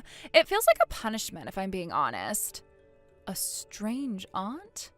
It feels so good to finally voice my true feelings. I have had those pent up for so long now that I had no clue what I was going to do if I didn't get them off my chest. I'm happy to hear that you're feeling better now, but if I leave, won't you have to handle the housework again? From now on, I plan to arrange for professional cleaning services, and I'll invest in time-saving kitchen gadgets and cleaning equipment. This way I can minimize my own work and ensure everything runs smoothly. Of course, I'll also be asking that my dad doesn't make as much of a mess when he's back home. Sarah, are you thinking about the expenses involved? Not only will all those fancy gadgets you're talking about cost a lot, but getting a cleaning service or even a maid to come over and clean, that's way too much money. I know that, and of course I've been thinking about the cost. Dad's income seems to have increased since marrying you, so with that extra money, we can take care of all the required needs. Huh? Since you married Dad, his standard of living has improved, hasn't it? This means his salary must have risen, making it easier for him to support a full-time housewife like you. If you were to leave, there would be a reduction in household expenses, which would provide me with a chance to enjoy a more comfortable lifestyle with the saved money. Excuse me, can we talk about something? What else do you want to talk about? I'm not a full-time housewife. Huh? But you're always at home. Didn't you quit your job when you married Dad and told me that you'd be home a lot more often than before? Yes, I did leave my corporate job, but see, you're not working. Earning money isn't just about having a job at a company. Huh? Currently, I work remotely, which means that I'm pretty much able to work from home all the time.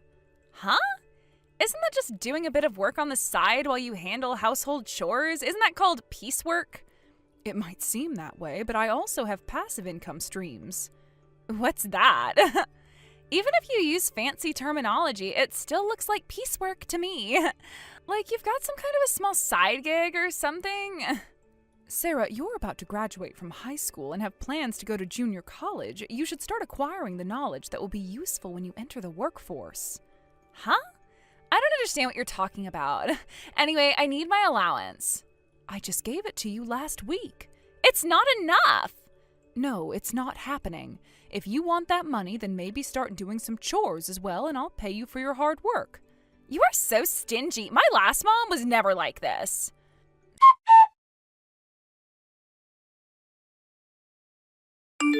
Sarah, sorry for interrupting you, but there's something I'd like to ask you about. What's that? Do you know what happened to my wristwatch? What? It's the silver one that I've always got on when I'm going out. I don't know where it is.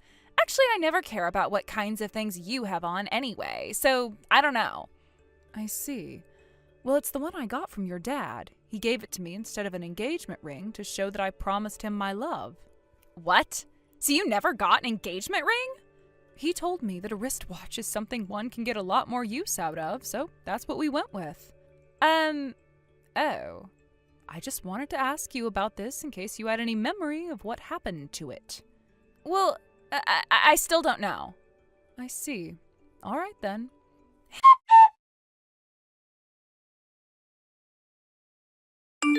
Hey, Mia?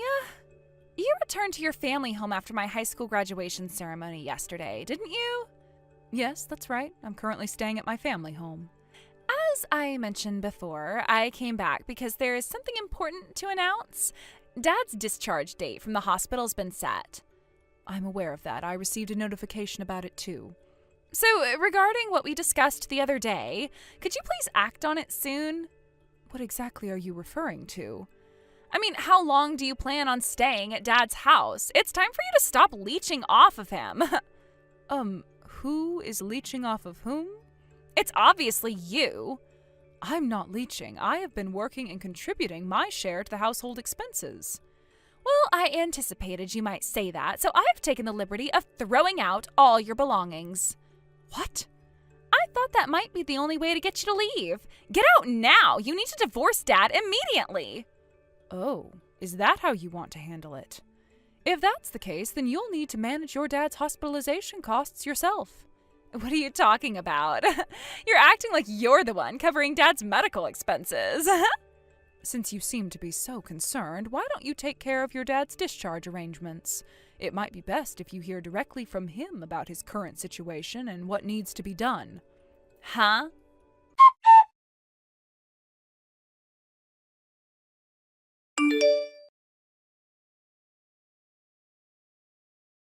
Maya! What's going on? Is it true that you and Dad have officially divorced? And did you really move into a high-rise apartment worth $10,000 a month? Is it also true that you covered all of Dad's hospital bills by yourself? And is it true that Dad has resigned from his job and is now unemployed? It's quite unbelievable, but yes, everything you've heard is true. Seriously? To clarify everything, it might be helpful to organize your questions in chronological order. Chronological order? Let's start with your dad's accident. Since it was a self-inflicted accident, insurance coverage was not an option. So you ended up covering the entire expense yourself? Yes, that's correct. The accident involved a company car that had to be written off, so he was given the choice of either resigning or paying for the car. He opted to resign. So it's essentially like being fired. Yes, it's almost the same. Although your dad did receive some severance pay, it was significantly less than what he would have received if it had been a company-initiated dismissal. I see. Initially, my own income was sufficient to manage both the living expenses and hospital bills. Given the expletive nature of the company, I considered it a sort of unexpected blessing. But then the real issues began. Issues?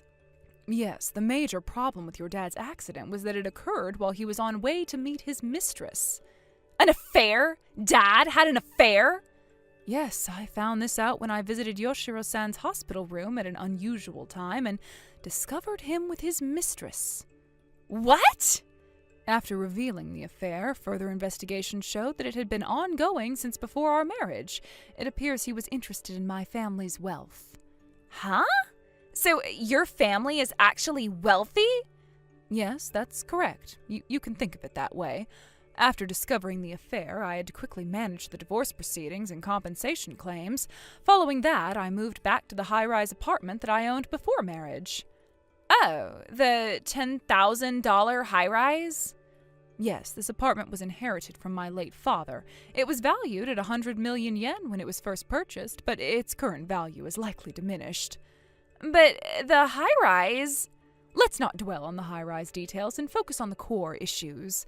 Because of the divorce, I won't be charging you for the hospital expenses I covered during our marriage. However, any remaining unpaid amounts will need to be settled by you. But I'm unemployed. And don't forget about the compensation money. Oh, right. By the way, the mistress has already paid her share, but your dad still hasn't paid his portion. I have a feeling that Dad's expenses have accumulated to an enormous amount. I'm concerned that his severance pay might not cover everything.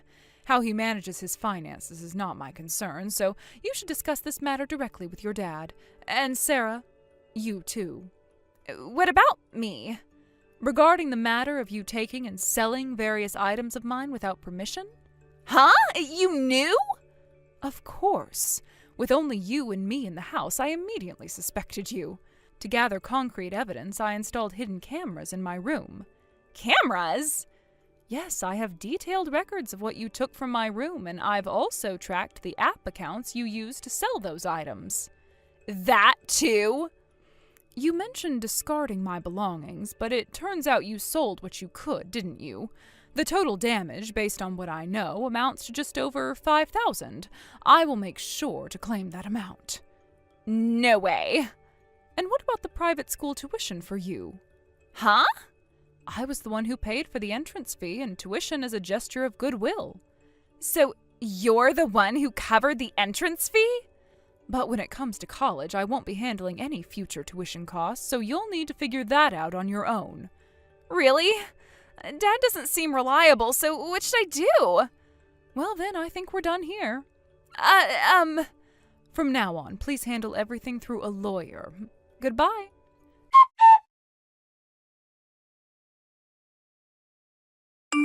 Sarah's decision to take a leave of absence from junior college was a critical juncture in her life. Opting to step away from her studies temporarily, she embarked on a new chapter marked by independence and self-sufficiency. She moved into her own apartment and began working part-time to support herself. At first glance, this shift seemed like a positive transformation.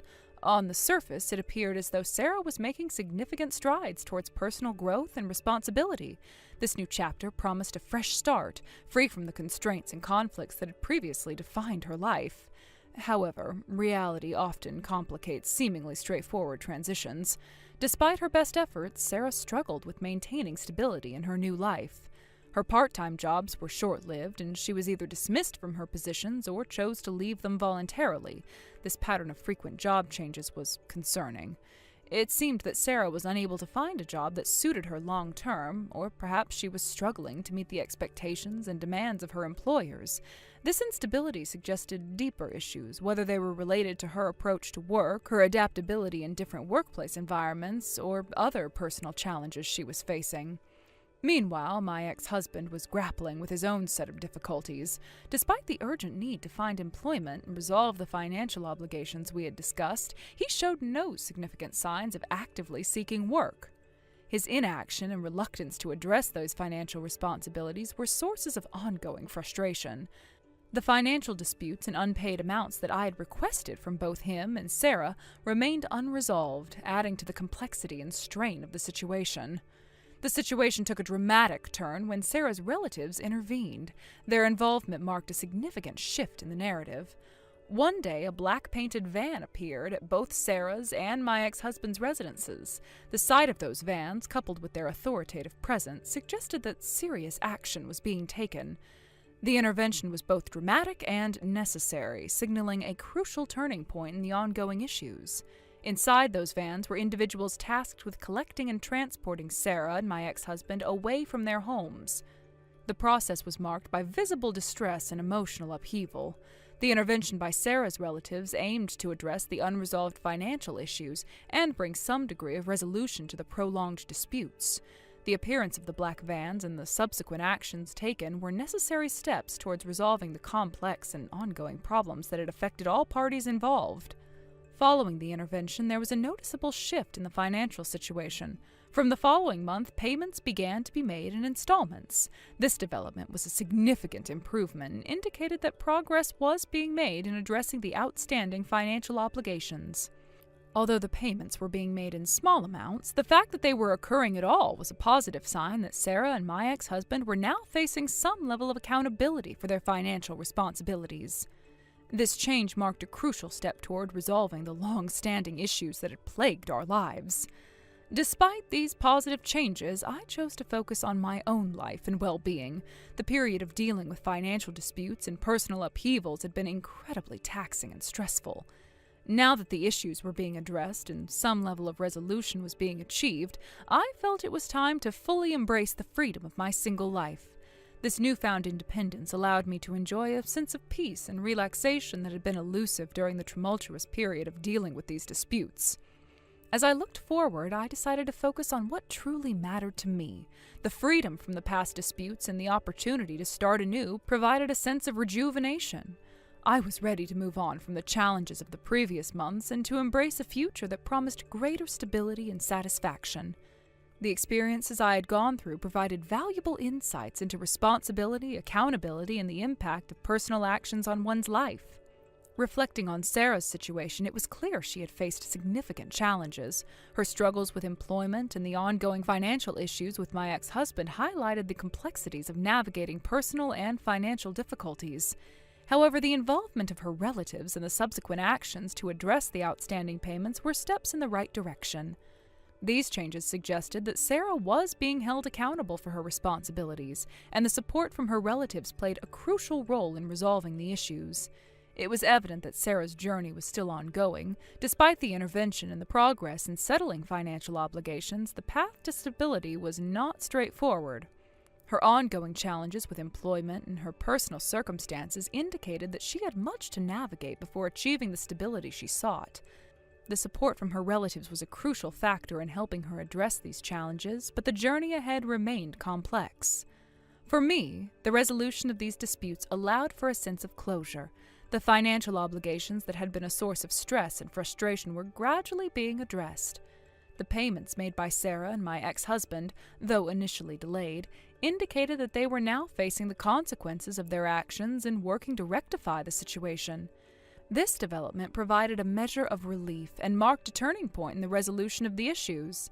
The involvement of Sarah's relatives and the subsequent actions they took were instrumental in bringing about these changes. Their intervention was a necessary step in resolving the financial disputes, ensuring that accountability was restored. The black-painted vans and the dramatic nature of the intervention highlighted the seriousness and the need for decisive action. As I moved forward, I was determined to embrace the freedom and independence that came with being single. The experiences of the past had shaped my approach to life and provided valuable lessons. I looked forward to a future where I could focus on my own goals and aspirations, free from the burdens of past disputes. The resolution of the financial issues allowed me to fully appreciate the sense of closure and to look ahead with renewed hope and optimism. The entire experience had been a journey of growth and self-discovery. It had taught me the importance of responsibility, accountability, and the impact of personal actions on one's life. While the resolution of the disputes provided a sense of closure, it also marked the beginning of a new chapter. I was ready to step into this new chapter with a renewed sense of purpose and a commitment to embracing the opportunities and challenges that lay ahead. In conclusion, Sarah's journey and the resolution of the financial disputes were significant milestones in the narrative of our lives. The intervention by her relatives and the subsequent progress in settling financial obligations marked important steps towards addressing the issues that had affected us. The experiences of the past provided valuable lessons and insights, shaping my approach to life and reinforcing the importance of responsibility and accountability. As I looked toward the future, I was ready to embrace the opportunities and challenges that lay ahead with a renewed sense of purpose and optimism. Thank you for watching. Please subscribe and hit the like button. See you next time.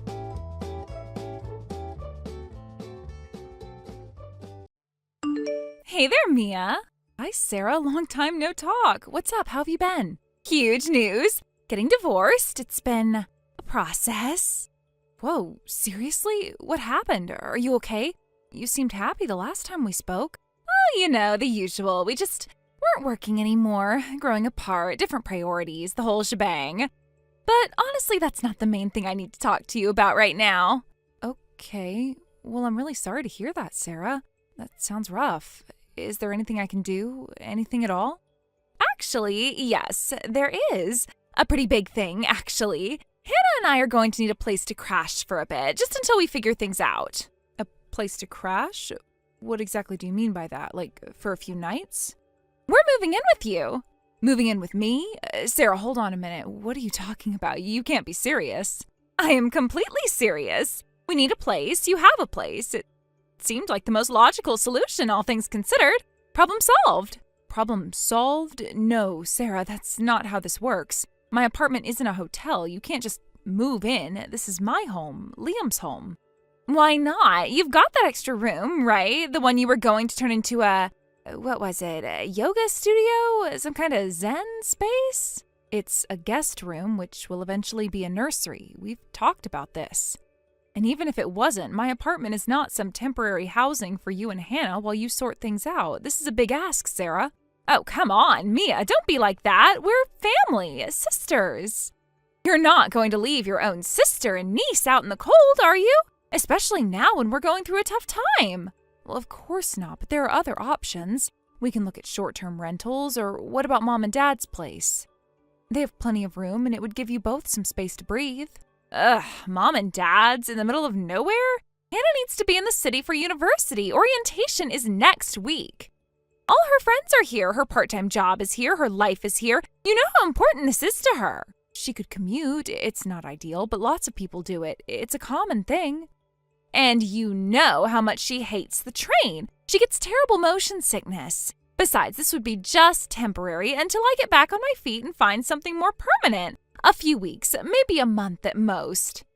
Temporary could mean anything with you, Sarah. And what about Liam? Have you even considered how he might feel about this? This isn't just my decision to make. We share this space. Liam's great. He's always been so supportive of me. I'm sure he wouldn't mind at all. He's such a good guy. It's not like you guys use all that space anyway. You're always out. We live in a 2-bedroom apartment, Sarah. It's not exactly a sprawling estate. And we value our privacy, our routine. Having 2 extra people here will completely change that. Look, Hannah's starting university. It's a big transition for her, a vulnerable time. She needs stability right now, a familiar environment. And frankly, so do I. This would be the easiest, most seamless solution for everyone involved, less upheaval. Easy for you, maybe. I'm the one who would have to completely disrupt my life, my schedule, my home. It feels like you're not even considering my feelings in this. Don't be dramatic. It's not that big of a deal. We'll stay out of the way, I promise. Hannah's pretty self-sufficient, keeps to herself mostly, and I'm sure I can help out around the place. I'm not completely useless, you know. Help out? When have you ever voluntarily helped out with anything? You expect everyone else to clean up after you. Hey, that's not entirely fair. I can be helpful when I want to be, and I want to be now. I'll do dishes, I'll take out the trash, whatever you need. This isn't about whether you can be helpful, Sarah. This is about you making a unilateral decision that affects my home, my relationship, my peace of mind. It feels incredibly disrespectful.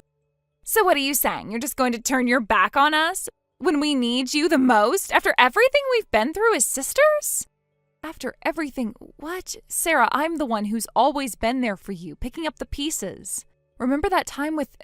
Never mind, that's not the point.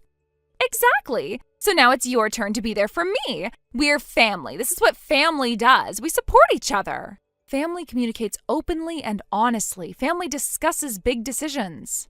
Family doesn't just announce they're moving in with zero regard for the other person's feelings or living situation. There has to be a conversation. Look, I really don't have time for a lengthy debate right now. I've got a million things to do. Packing, paperwork, you name it. Just consider it done, okay? We'll probably be there later this afternoon, around 5 or 6. Sarah, no, don't just assume you can walk all over me and Liam like this. We need to talk about this properly. Gotta run, my lawyer's calling. See you soon. Don't forget to make up the spare bed. Sarah! Oh, this is absolutely unbelievable. Liam is going to have a fit. This is just great.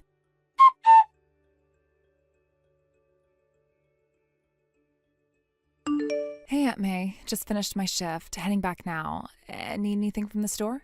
Hey, sweetie. Thanks for asking. I'm so glad you're done with work.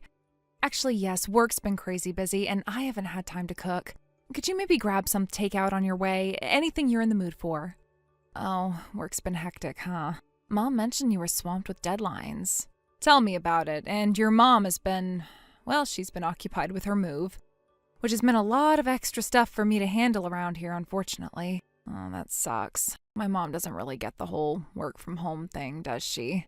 She doesn't quite understand how busy you and Uncle Liam can be working from your computers. You get it, though, and that means a lot to me, Hannah. It really does. Sorry for all the extra people and the general chaos at the moment. It's okay, Aunt Mia. Honestly, I know it's not ideal. And I made sure to chip in for my share of the bills this week, just so you know. Oh, you really don't have to do that, sweetie, especially with starting university. But thank you, Hannah. It's really appreciated more than you know. It's the least I can do. You and Uncle Liam have been so welcoming. Once I save up a bit more from my part-time job, I'll definitely look at getting my own place. Just need a little more time to get settled with everything. No rush at all, Hana. Seriously, take your time and focus on your studies. University is the most important thing right now. Thanks, Aunt Mia. That makes me feel a lot better about everything. I wish I could contribute for Mom too, but things are a bit complicated there. Don't even worry about your mom right now, Hana. Just focus on yourself. You're starting a new chapter, and that's what's important. Okay, well, that makes sense. Thanks for understanding, Aunt Mia. You and Uncle Liam are really great. You're pretty great yourself, Hana. We're happy to have you here. Now, what kind of takeout are you thinking? My treat tonight. Really? Oh, that's so nice of you, Aunt Mia. How about some pizza? Pizza sounds perfect. Just let me know what kind you want. Awesome. I'll text you the order in a few minutes when I'm closer. Sounds good, sweetie. See you soon. Drive safe.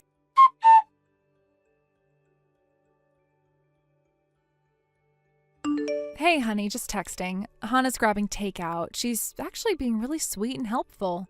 Hey, that's good to hear. How are you holding up with everything? It's a lot. Sarah's still very much in Sarah mode, if you know what I mean. Yup, loud and oblivious. Exactly. She hasn't offered to lift a finger and seems to think we're running a free hotel.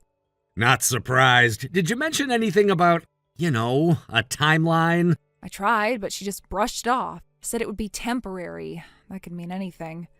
This is exactly what I was worried about. Me too. Hana's a bright spot, though. She seems genuinely appreciative. That's good. At least one of them has some sense of consideration. Right? It's a stark contrast. Makes me feel even more frustrated with Sarah. I can only imagine. Just try to hang in there. We'll figure this out. I hope so. I really do. I miss our quiet evenings. Me too. Maybe we can have a strategy meeting after dinner? Definitely. Pizza and plotting. Sounds like a plan. Sounds perfect. See you soon. Love you. Love you too. Thanks for being so understanding.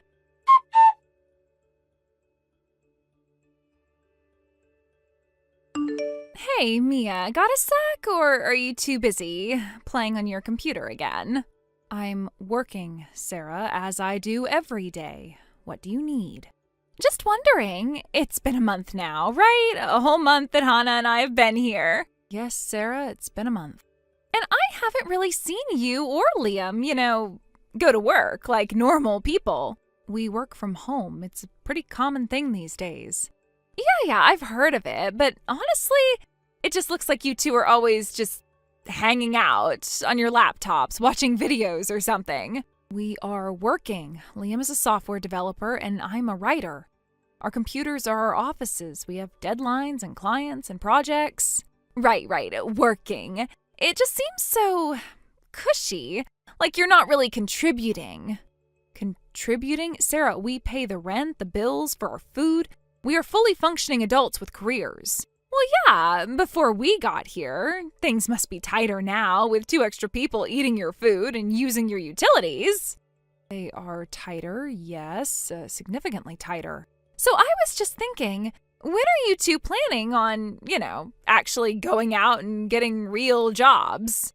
We have real jobs, Sarah. They just happen to be done remotely. It's a legitimate way to earn a living in the 21st century. I'm surprised you don't know that.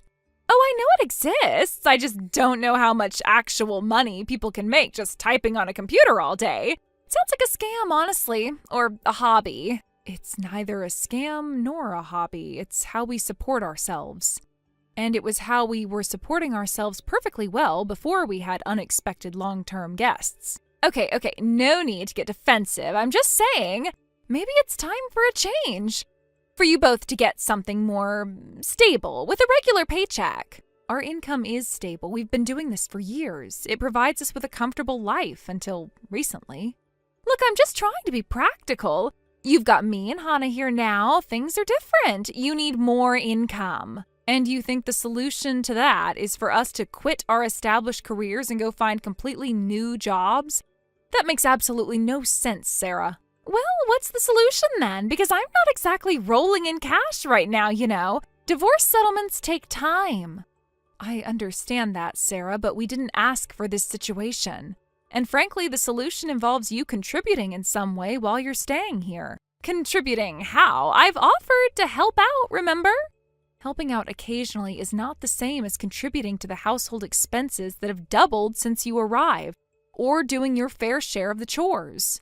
Look, I'm not used to being told what you do in my own space, and technically, this is kind of my space now too, isn't it? No, Sarah, this is our space. You are a guest, a long-term, uninvited guest. Ouch! Harsh much? Truthful much. Liam and I work hard for what we have. We budget, we plan. And suddenly, our entire financial situation has been thrown off because of your unexpected arrival. So what are you saying? You want me to start paying rent? I don't even have any money right now. Then maybe you could contribute in other ways. Help with the cleaning, do the laundry, cook a meal once in a while, anything to alleviate the extra burden on us. I am not really a domestic goddess type, Mia. You know that. Everyone can load a dishwasher or take out the trash, Sarah. It's not about being a goddess. It's about being a responsible adult living in someone else's home. Fine. I'll try to do more, but don't expect miracles. I expect basic consideration, Sarah. That's all. And while we're on the subject of expectations, when are you two going to stop just sitting around the house?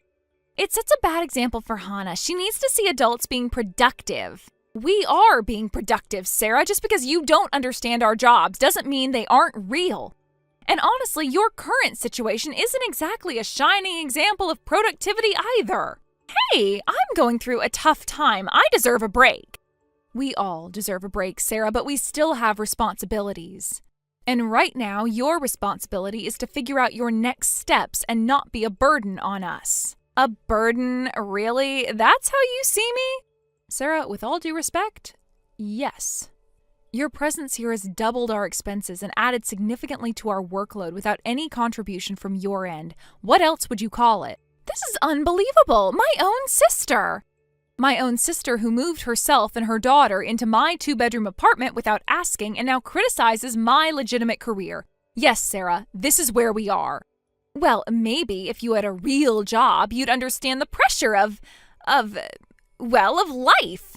I do understand the pressure of life, Sarah. That's why Liam and I work hard at our not real jobs to pay our bills and maintain our home. A home that you have now disrupted. Whatever. I'm going to go watch TV. At least that's something I understand.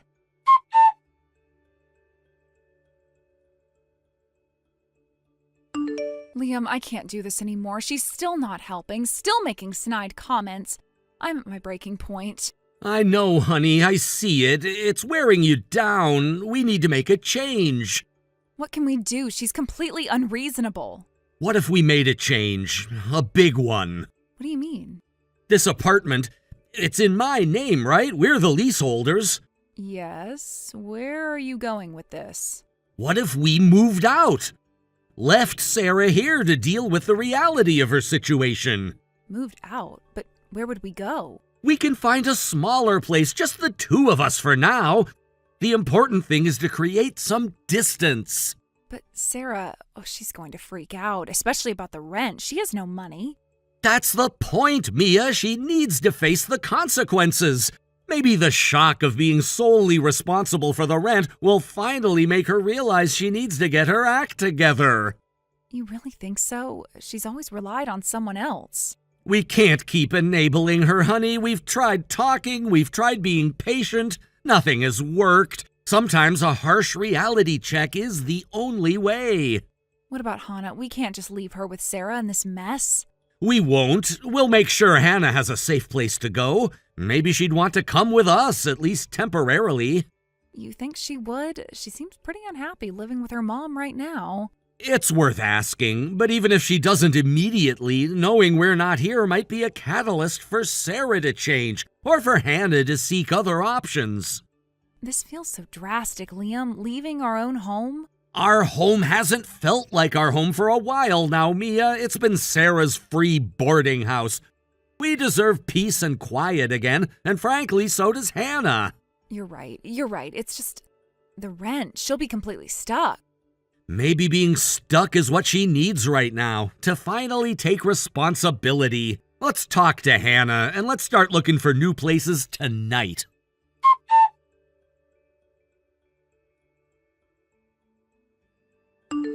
where are you guys? The house is totally empty.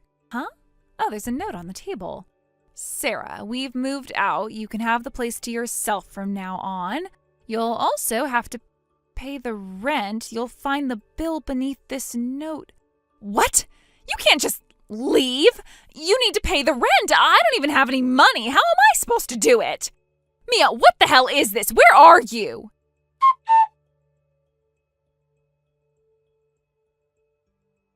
Hannah, where are you? Mia and Liam just took off and left me here. I know, Mom. Aunt Mia texted me. You knew and you didn't say anything? Where did they even go? They found a new place. A new place? What about me? Where am I supposed to live? Mom, we talked about this. I'm tired of how things are. How things are? What is that supposed to mean? You relying on other people all the time. Aunt Mia and Uncle Liam before. It's not fair to them.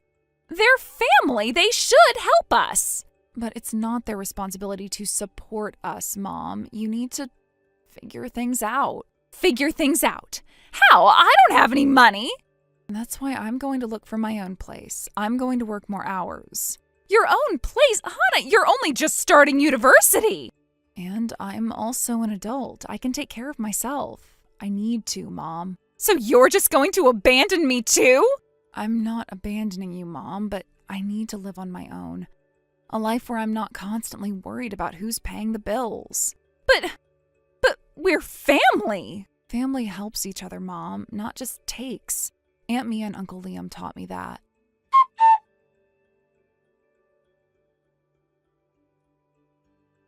It's been a few months since we moved out. The silence in our smaller place was a welcome change. We were just starting to feel settled when Sarah, unsurprisingly, moved out of the condo before the rent was due. Liam and I decided to move back in. It felt strange, but also like reclaiming our space. Hannah's thriving in her dorm, finally free of the chaos. As for Sarah, she's waitressing at a local diner and living in a tiny studio. It's not glamorous, but she's managing on her own for the first time. It's a relief to know everyone is finding their own path, even if it took a dramatic turn to get there. Thank you for watching. Please subscribe and hit the like button. See you next time.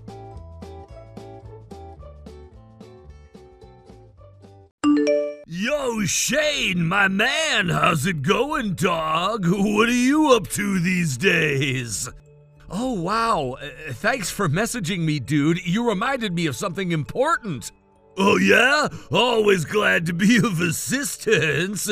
What did I remind you of? That I never blocked your phone number. And that's a mistake I'll be remedying right now.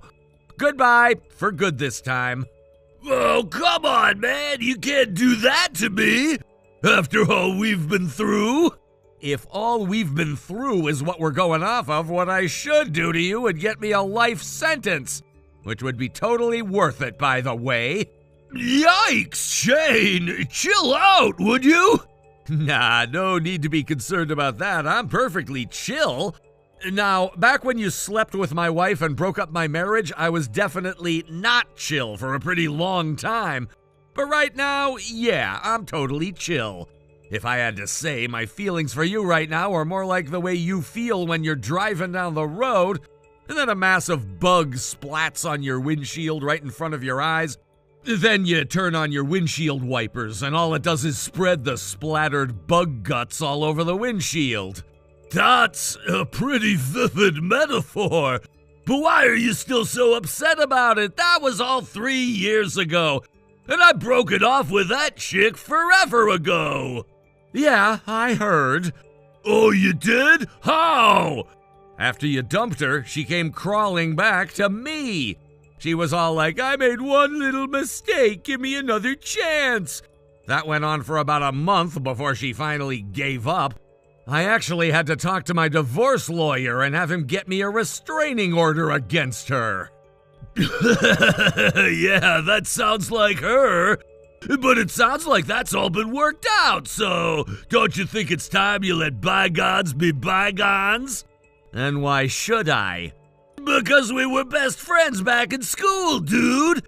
Seriously, we had some absolutely legendary adventures, didn't we?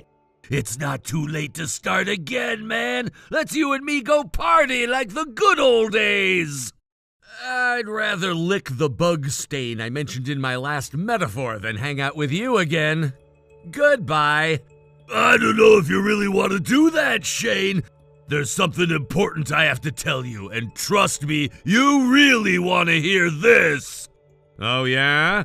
Yeah, it's about your wife. What about my wife? I heard you got remarried, so I wanted to see what the buzz was all about. So I did some digging, and wow, you really hit the jackpot, dude!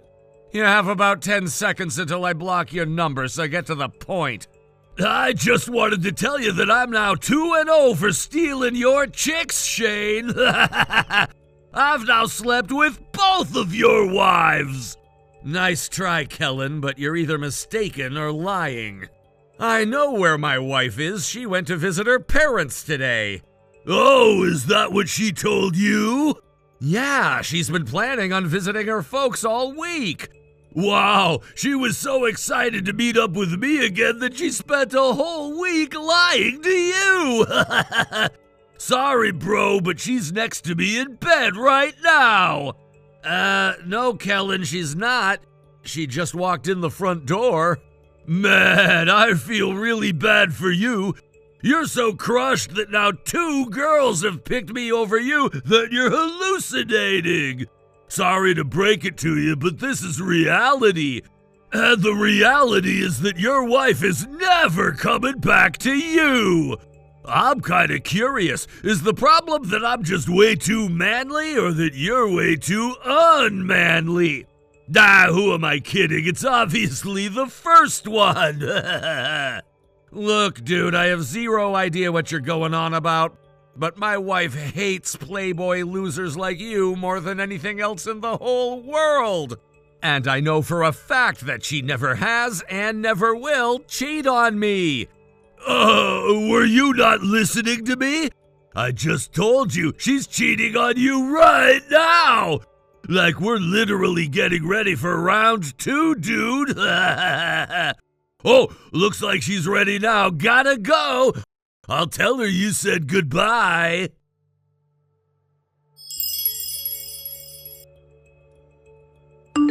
Yo, Shane, so how are you doing? Has the reality that your wife left you for me and you're single again sunk in yet? Man, how are you even getting by without anyone to do all your chores for you? I bet you've got dishes and laundry piled up to the ceiling. Just try not to end up on one of those hoarder TV shows, will ya? I'm not 8 years old, Kellen. I know how to wash dishes and do the laundry. I also know what day garbage day is, so no need to worry about me. Man, your wife made me breakfast this morning and it was incredible. I'll bet it was her cooking that really sealed the deal, huh? It's crazy to think that you've been eating handmade food like this every day. And even crazier to think that I'm gonna eat it every day now. God, that's gotta be the absolute worst, isn't it? You went from fresh eggs and bacon to microwave breakfast burritos. Actually, my wife makes pretty good handmade breakfast burritos, and I just had some this morning. Huh? Oh, you must have still had some leftovers from the last time she made breakfast for you. You'd better watch the expiration date on that stuff. You're gonna get salmonella or something. No, she made them fresh this morning. All right, I remember you were hallucinating that your wife was still at home with you the other day. I guess that means you're hallucinating the breakfast burritos too, then? You're gonna starve to death in a week at this rate. Kellen. Yeah, dog? I think you're the one who's hallucinating. My wife's right here in my house. I'm talking to her right now.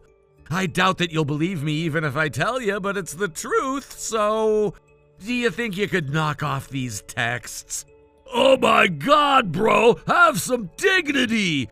Do you think you could knock off these texts? Oh, you sound like such a loser!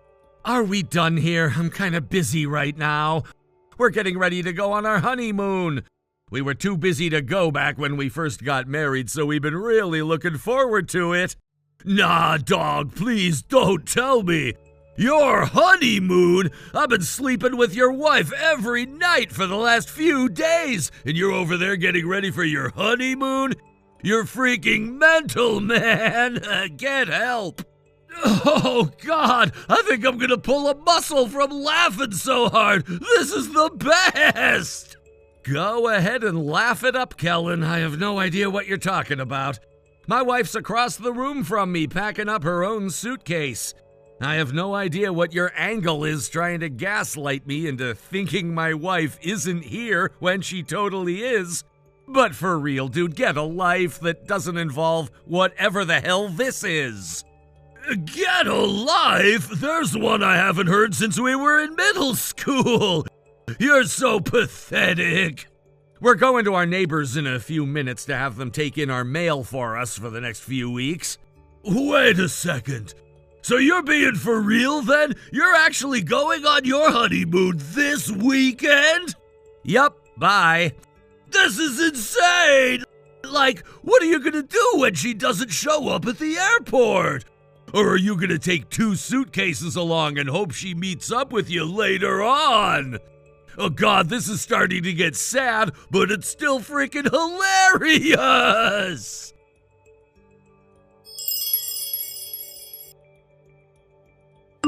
So Shane, how's your solo honeymoon treating you? Was it nice to have 2 seats all to yourself on the airplane? Did you get to have both of your in-flight meals? Are you taking a bunch of selfies and editing her face into the picture with you? Oh, no, wait, I got it. I'll bet you're bringing along a blow-up doll or something with you and telling everyone it's your wife. Man, I wish I could see you right now. Like, you're at an expensive restaurant ordering 2 plates of fancy food, then you pick up a fork and shove it in the doll's mouth. I bet the other people at the restaurant can't decide whether to laugh, cry, or call the police on you. My God in heaven, I could feel my phone vibrating like crazy in my pocket.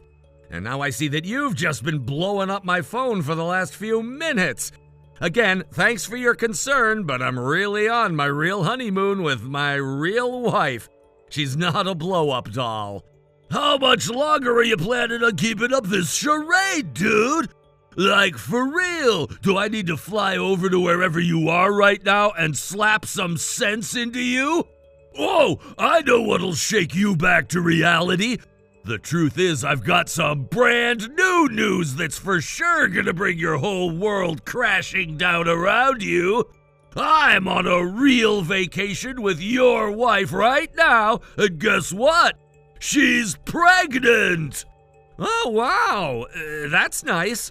Who's the father? It's me, you moron! Since I went and knocked her up, we're not gonna be able to take any trips together for a while. So we thought we'd have one last hurrah before she had to start taking it easy. Too much walking can be bad for the baby. Hold on. So that means that you actually are romantically involved with someone right now? Yeah, dude, I'm banging your wife. I thought I made that clear. Yeah, that's what you were telling me, but wow. So you actually are banging someone. What the? What's your deal, bro? You don't think I'm man enough to bag your chicks? I've already done it twice now. Well, you did it once anyway, but I was pretty sure you were just making it up completely this time around. There you go again, clinging to hope that your wife still loves you. It's over, Shane. You lost. I won. She's mine now. You need to get over her for your own sake. Yeah, about this her you're talking about. The reason I haven't pried any further is because, like I said, I figured you were just trying to get me mad for some weird reason. But you say you're really with my wife on vacation right now, huh? Yeah! Does this mean you're finally ready to admit it? What's her name? You want me to tell you your wife's name? Yeah, the woman you're with right now. What's her name? You know her name. It's Shawnee, you freaking idiot. Shawnee? Ah, there we go. It looks like reality is finally set in now. That's right, Shane. Just like I did with your first wife, I made Shawnee my girl. Kellen, wow, I don't know how to tell you this, but first off, you're wrong. My wife and I are on our honeymoon together right now. She's not a delusion or a hallucination or a blow-up doll. We arrived at our destination yesterday evening, and we're chilling at the hotel poolside cafe right now. Come on, dude. I thought you were past this. Listen, Kellen, there's something very important that you should know. My wife's name is not Shawnee. What? What are you talking about? It's that simple. Shawnee is not my wife. Then what the hell is your wife's name? Molly. No freaking way, dude. That Molly? Yep, that Molly. The girl that we went to school with all the way from kindergarten to high school. No, I don't believe you. Not for 1 second. There's no way, no possible way that you got married to my first crush. Do you follow my Instagram? Yeah? Hold on. Okay, go check my feed. I just posted a picture of the two of us. Oh my God! You can see today's date on the newspaper I'm holding, right? Do you believe me now? This is just way too crazy. So that brings us to the next problem. The woman you're with right now, Shawnee. Oh, geez, that's right. Who is this chick I bagged anyway? I mean, I saw her hanging around outside your house all the time. I thought for sure she was your wife. But now you're telling me that you two aren't married? Who is she? She's a girl that was stalking me for a few years. No way! Back when I was still married to my first wife, she was one of my co-workers. She had a massive crush on me, and no matter how many times I turned her down because I was married, she never took a hint. And then a while later, I got divorced, thanks to you. And when that happened, things went from bad to worse. She got this crazy idea in her head that I had divorced my wife in order to be with her. She started spending her entire workday sending me messages on the company's internal chat system. She'd blow off meetings just to come over to my office and stare at me through the window. Eventually, her behavior got so bad that the company had no choice but to fire her. They fired her? But that means it must have been crazy bad. Dude, you have no idea how bad it got with her. Like this one time I was talking to another girl about a project we were working on together, and then Shawnee started shouting at me that I was cheating on her. She went around to all the other branches and told as many people as she could that I was cheating on her with that girl. And that all ended with me getting the second restraining order of my life against her. Holy cow, man! Holy cow doesn't do this situation justice, dude. You're telling me that crazy woman was still hanging around my house, even with a restraining order? Well, I guess it's not a big problem anymore. You did me a massive favor by taking her off my hands for me. No way, dude. I don't think so. There is no way I'm sticking around with a psycho chick like her. I'm breaking up with her and going back home right now! Aren't you forgetting something, Kellen? She's pregnant with your child. Oh, yeah, she is. You're a big daddy now, man. You've got to support your wife and kid. God, no! I'm stuck with this crazy woman for life now? Yup, good luck. I'm gonna get back to spending time with my non-crazy wife now. Shane, wait! So, are you just gonna leave me like this? Exactly what do you expect me to do for you? Whatever situation you're in right now has absolutely nothing to do with me. Yeah, it does. This woman was your stalker, wasn't she? Yeah, but tell me, Kellen, who approached who? Did you make the first move? Well, yeah. And then one thing led to another, leaving us where we are today. She's pregnant, and you have no one to blame but yourself.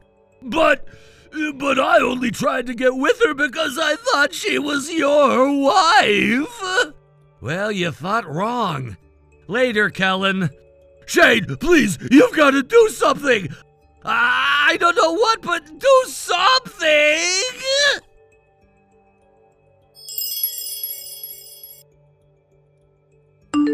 I don't know what it was, but I had this weird feeling that Kellen was up to something from the first time he texted me. That's the only reason I didn't block him. I thought that I would be better off having some way of tracking his moves.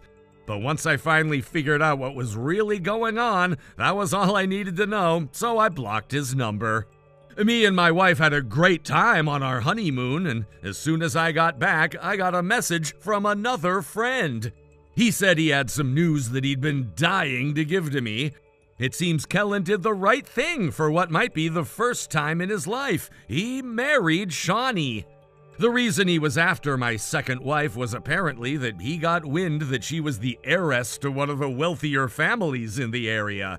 That is true, but again, that's my wife Molly, not my former stalker Shawnee.